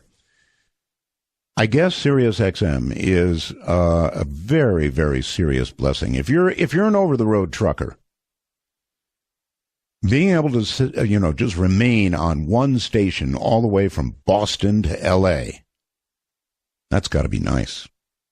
I remember the old days of terrestrial radio and the big 50 kW stations, when they were there, would fade in and out and fade in and out. You'd have to sort of switch from one to the other. And now, with satellite radio, Boston to L.A., no problem. Seattle to Miami, no problem. Amazing stuff. By the way, if you get the opportunity, go to artbell.com. You've really got to do this. And click on the How to Listen. And when you do, you're going to see a little moving GIF, I think it is, of exactly how the Sirius satellites are deployed, I guess would be the right word. And they go all the way up into southern Canada and then do a kind of a broad figure 8 going down, near as I can see, all the way down to the South Pole, and then back up again. Now, the ones that loiter over southern Canada, they do the actual broadcasting. And so they take turns broadcasting. It's an amazing, amazing thing. The Soviets actually invented the orbit. Just incredible. Hello there. You're on Dark Matter with Art Bell. Hi, Art. It's Carl from Wisconsin. Hello. Welcome back. Thank you. You were missed. I miss being here. Yeah, I know. Well, I was going to ask Dr. Kaku about this. Maybe you know the answer. I thought Chernobyl was sealed up and safe, but it sounded like what he said, it was still an ongoing problem. It has a sarcophagus over it and lots of cement. But it is not safe, and it's not going to be safe for a lot of years. Yeah, well, I know you can't exactly go inside it anyway. No, you're not even really safe outside of it. There have been stories of leaks and all kinds of things. Oh, okay. So, no, not safe. Yeah, because that's what I thought. I thought they had sealed it up. I knew the area around it was still dangerous, and of course, what's inside was dangerous, but it sounds like the thing is almost in a way still a time bomb. It is a time bomb, and not in the way you think of a time bomb. You think of a time bomb essentially going off, right? Well, this bomb is capable of going off or of leaking, of poisoning our planet for, I don't know how long, thousands of years? I would suppose thousands of years. And now we have Japan to worry about, Fukushima. And I do worry. I understand that TEPCO is not telling us everything. I worry that there are some very serious things that TEPCO has not told us. I worry about the effect the water that is washing over these reactor cores, and that's what they're doing. to keep them cool, try to keep them from, heading for, well, I guess it's on the other side of the world, so they'd be headed for this side of the world, wouldn't they? The China syndrome. Backwards, well, that's almost us, huh? You're on the air. Hello there. Art, it is an unbelievable pleasure to be on your first show back. Welcome to Sirius XM. Well, thank you. I've got a question for you. Yes, sir. When I press the button, is there a little noise that is made so you know you're on the air? Yes, there is. It's a little static. A little static. Yeah, okay. It's like a little static and a ping, kind of, and you know you're on. Static and a ping. Okay, that's what people can look for. Thank you. Right. Otherwise, you're just sitting there thinking that when you say hello, is it me? No, but it's not. Gotcha. Well, Art, I mean, I started following you on Facebook before you made your announcement, so I guess Facebook has a lot to do with this gig that you have now, so it's pretty awesome. Well, in the sense that Jeremy Coleman found me on Facebook and paid $5 to send me a message. Yeah. So in that sense, that's right. Exactly. Facebook is the reason I'm here. A few things I wanted to kind of go over with you since you seem to be very open. I just kind of would like to kind of get your... You've talked about George a little bit on Facebook, and, I mean, are you at odds with him, or is it all Premier? No, I'm not at odds with him. It's, as far as I'm concerned, in terms of what anger I had, it was all Premier. You know, George did something that disappointed me, but, you know, that's small potatoes. And do you think that was because of the show? With what happened about a week or so ago?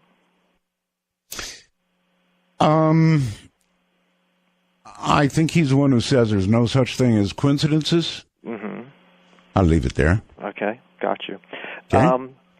Well, since you've been gone, a few things have happened, and you just mentioned one with Fukushima, but I'd be very curious to what your opinion is on Sandy Hook.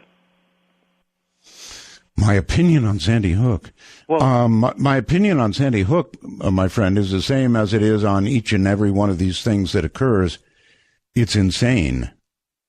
It's absolutely insane. There's something profoundly wrong in our country. I don't know what it is. Maybe together we can figure it out. I don't know, but I do know that something basic and profound is wrong in the country. Let me say it one more time. We've always had guns. This country was founded with guns in the hands of just about everybody.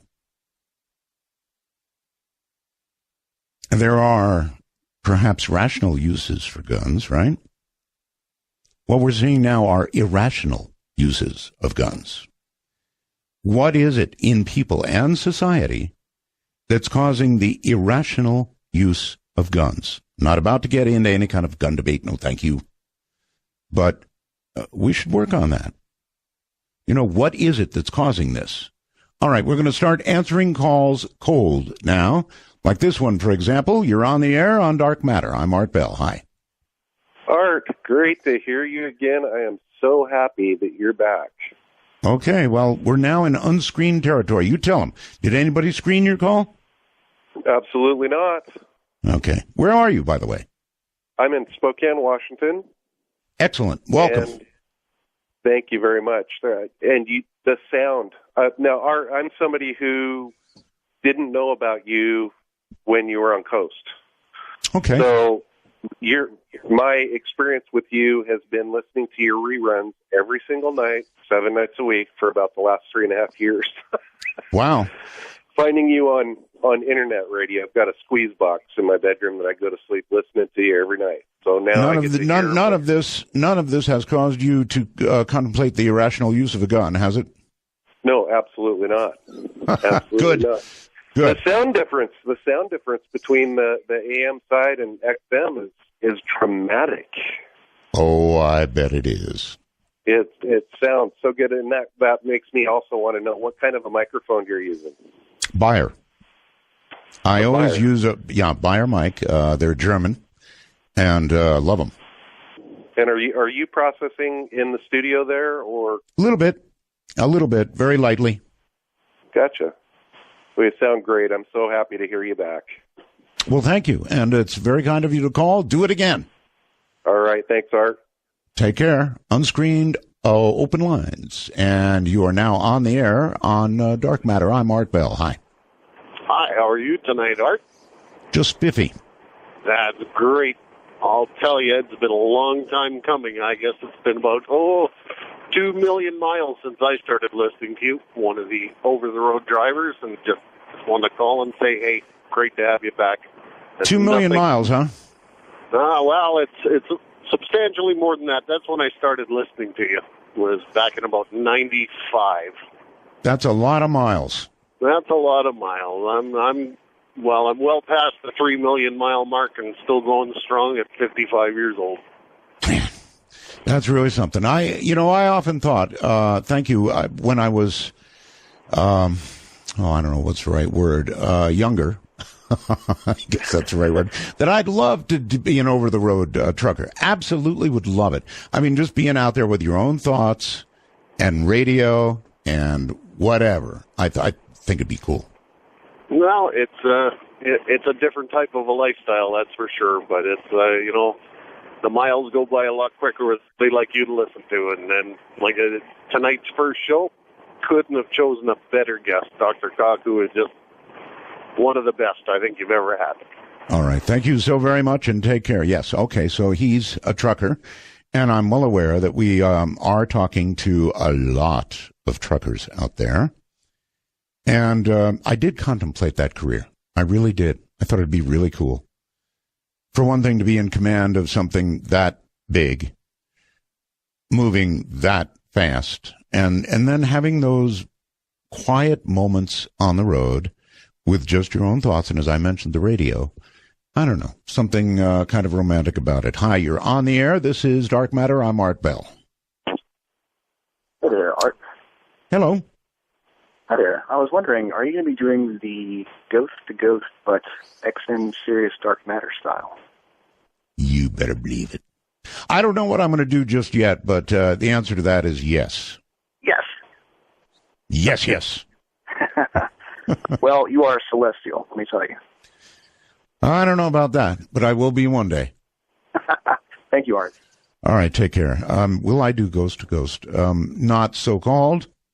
Just as I don't call, and by the way, I'm really sorry. A million of you have sent me messages, and it's kind of hard to track. I'm having to concentrate very hard on what I'm doing, seeing as this is my first show in a while. And so I've not paid as much attention to the wormhole as I should have. But I'm getting a lot of very, good messages there, congratulatory, and thank you very much. I will try and pay more attention to it. The wormhole is at artbell.com. Feel free to run over there, type in a message. It'll go in Arizona and out the other side of the wormhole right here on my trusty computer, and I will, as I mentioned, try and pay more attention. Sorry. Well, hi there. You're on the air. Hi, Art. This is Kirby up in Lewistown, Montana. How are you tonight? I'm well, Kirby. What's on your mind? It is so nice to hear you on the air. I have missed you so much, you just don't even know it. Thank you. Are you going... Is there any way that we can record shows on this? Are you going to set up some kind of a service where we can... do it like they do on Brand X Show, where you can buy some sort of a subscription so you can download the things and listen to them the next day? Well, I know that you can actually do that. In other words, as far as I know, you're able to join SiriusXM, and the old hands at it here will let me know, but I think you can join either to listen to SiriusXM in your car, in your home with the right receiver, or you can listen on your phone. For example, I've got it on my iPhone, no problem. And you can listen to it on your computer. Now, of course, you could record on any of those devices and play it back.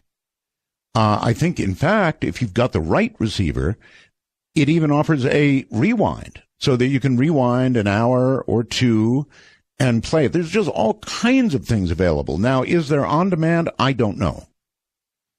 I'm sure that Sirius XM will provide me with the answer to that, but I would imagine there's some kind of, on demand, or there will be if there isn't yet. That's the best answer I can give you.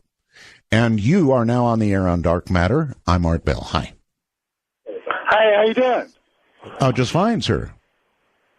Hey, welcome back. Thank you. Everybody's going to say that, so. Everybody's going to say that, yeah. Yeah. Do you like being, do you like what you do? I love what I do. Once. I love what I do. Once. Well, you're good at it. Well, I hope so. I hope so. I actually sweat it. I worried that I couldn't do it anymore. Oh, you're doing it. You're doing it. And that was a great guest. That was a great guest. I love that guest. I wanted to ask him a question. This is important, about H3 as an energy source. Helium-3. Helium-3, huh? I understand there's quite a bit of H3 on the moon, isn't there? Yeah, that's what I've heard. I don't know. Mm-hmm. Okay, well, that's one good reason to go to the moon, but apparently we're going to bypass it. Oh, we should get H3 and use that as an energy source, I think. Well, we need something, that's for sure. That's for sure. I almost met you in Las Vegas once. You almost met me? You were sitting 8 feet from me, but I was having such a good night, I went on a real run, and I ran out of there with my money. That half an hour later, I was like, oh, I was going to talk to him. So you were on a bender in Vegas, and I see. Well, I've always enjoyed meeting people. I don't get out that much, but I've always enjoyed meeting people and meeting listeners. It's quite an experience, let me tell you. And hello there. You're on the air on Dark Matter with Art Bell. Art, it's such a pleasure to speak to you. I've been a fan since the early 90s. Thank you. Where are you? I'm in Tennessee right now. But Tennessee. I was listening to you in L.A. Okay. And I moved around a lot. But there's something that you used to do with the backward speech guy. Uh-huh. You remember that? Yes. But there was a falling out or something that you had with him, and that is correct. Is it something you want to talk about, or? Yes, I'd be glad to. I asked him not to play metaphors, and he played metaphors. And I asked him not to play metaphors, and he played metaphors. And so I said, bye. Oh, because I thought that had something to do with the situation you mentioned at the top of the show. Oh, well, it all got mixed up together, if that's what you're saying eventually. But that's really all I have to say about it. You asked what was the catalyst, be the right word. Oh, okay. Is there any plans of doing anything with the backward speech, or is that something from the past? If another person comes along who's really good at it, I'll put him on the air. Okay. And I'm a friend of yours on Facebook. I got in there just at the right time. I love you, and I'm so glad that you're on the air. I called Sirius about 5 times today to make sure you were premiering tonight. They took care of you okay? They did. They did. Okay. Oh, yeah. Well, yesterday they told me you were going to be on at 6:15. They told me 9:15. Really? It was a little crazy, but I finally got somebody who understood who Art Bell was. And they My said, goodness. yes. And, in what time zone in the world do I come on at 6:15 or 9:15? It's always going to be on the hour. It didn't make any sense. It doesn't make any sense to me either. All right. Listen, thank you very much. We've got to take a break here. Very short one. We'll be back. A couple of breaks an hour. More content. More stuff to really talk about. I'm Art Bell.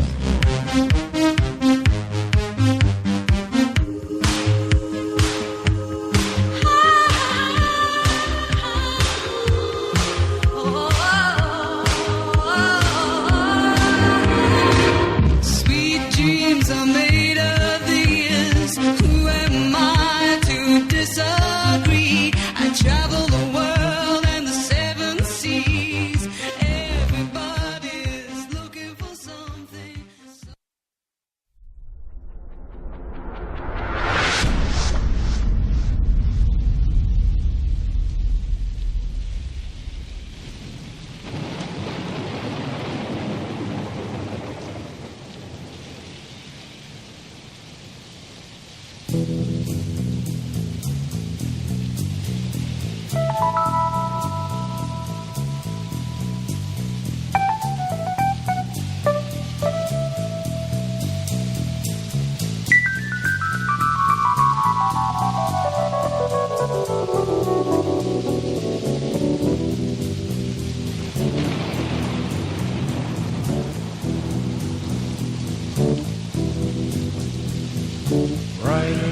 the storm. From the area of 51, this is Dark Matter with Art Bell. To join the show, please call 1-855-REAL-UFO. That's 1-855-732-5836. We are doing unscreened open lines, which means exactly what it sounds like. They're just ringing, and I'm just picking them up. Like this. You're on the air. This is Dark Matter. Oh, Hi. my gosh. No, just Art Bell. This is Art Bell? It is. Oh, my gosh. Art Bell, don't ever do that to us again. Well, I hope I adequately explained it to you in the beginning. Well, I honestly have to tell you, I missed the first 12 minutes, so I think I probably missed the explanation, but I'm going to tell you, I'm so happy to have you back on the air. I don't care. Thank you. I felt like I'm a going to tell you left at the altar. if you'll listen as we end up the show coming up shortly, I mean, you're right on the tail end of it here, it will repeat in its entirety. Oh, I'm so grateful. I'm just so happy to have you back, and don't you ever do that to me again. I'll try not to. Thank you. All right. I appreciate you. All right. Very kind of you. Take care, and good morning or evening. I think it's morning back there. Hi there. You're on the air. It's Dark Matter. Hi, this is John calling from New York, Long Island, New York. Hey, John. How you doing? How you doing, sir? I'm actually a first-time listener. And, okay, well, that's okay, because I'm almost like a first-time host. Not quite, but almost. No, your reputation precedes you. You're well known. A little bit. I did have a question for the professor earlier. Mm-hmm. Because both you gentlemen were speaking about the lull in the solar activity. During the solar cycle. I was complaining about it, to be honest. A lull is putting it mildly. You know, we've almost got a spotless sun up there. It's not entirely true. There's maybe two little tiny spots, and I think the solar flux index is like 95 or 6 or something awful like that. Yes, and I've been watching some of that, and I came across some interesting information about that subject, in that the sun, in a sense, is protecting us, the Earth, when it's more active. But being that it's less active now, there are more cosmic rays entering towards the Earth, and some have speculated that it's not only causing more cloud formation, but a cooling effect on the Earth, which you also mentioned. So, well, I didn't exactly. What I said was that there's a report out right now saying that the global warming that they were talking about is not occurring at the pace they talked about. That might be due, you know, if you're one of those people who believes that solar activity relates to weather here on Earth, then you might be onto something. Yes, that's exactly what I found recently online. I'm not going to plug the website. That would be rude of me. But if you do have a show on the sun, hopefully soon, could you please discuss this with your guests if it comes up as far as cosmic rays coming towards the Earth? Listen, if you want to plug a website, go ahead. I don't care. All right, no, it's offhand. I can't remember the damn thing. Okay. Well, then don't plug it. But please do a show on the sun. That would be great. I'm sure a lot of listeners would love to hear more about that. Well, do you follow it? And you've got to admit that what we've got going on right now is just crazy. And they're talking about the next cycle being even less than this one, which would be sort of nothing. Oh, wow. And there was one other thing that this could create a situation as far as the thickness of the atmosphere. So there's two possible problems. One, cloud formation due to the allowing of some more cosmic rays hitting the Earth, and which would cool the Earth if there's more clouds, obviously. And then this other thing with it's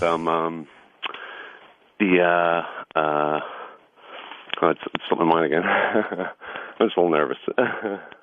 Okay, well, just, relax. Discuss. Yeah. All right, sir, I want to thank you for coming on the air. And you're very welcome. Fans are very happy about that. Okay, well, you just experienced an unscreened but somewhat nervous call, right? Yes. Yeah. All right. Good night. Take care. And yes, the solar situation is really, really interesting. I mean, it's really interesting. So all I can say is study about it a little bit. It's worth study. Listen, that's it. I don't know what happened to our time, but I definitely wanted to get this music in. Midnight in the desert. You know who that is, right? Shooting stars across the sky. This is Crystal Gale, and this is how we close the show. This magical journey will take us on a ride. What a sweetheart. She gave this to me, came out to Nevada, and actually handed me the song and said, Art, this is for you. We'll do this again tomorrow night. Until then, I see that I've survived it. Good night, everybody, and thank you for being here. We're listening. Ooh, we're listening to you.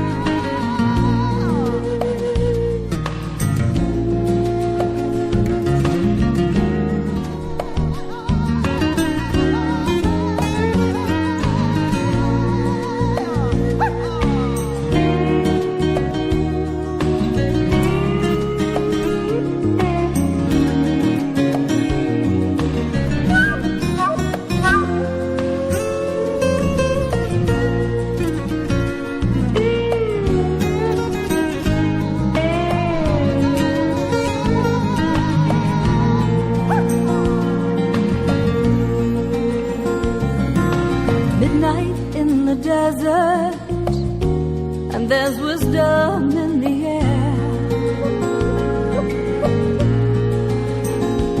I've been looking for the answers. All my life I felt you there. As the world we live in quickens, are we heeding all the signs?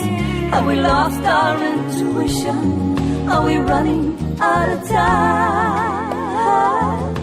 Midnight in the desert, and we're listening. Ooh, we're listening to you.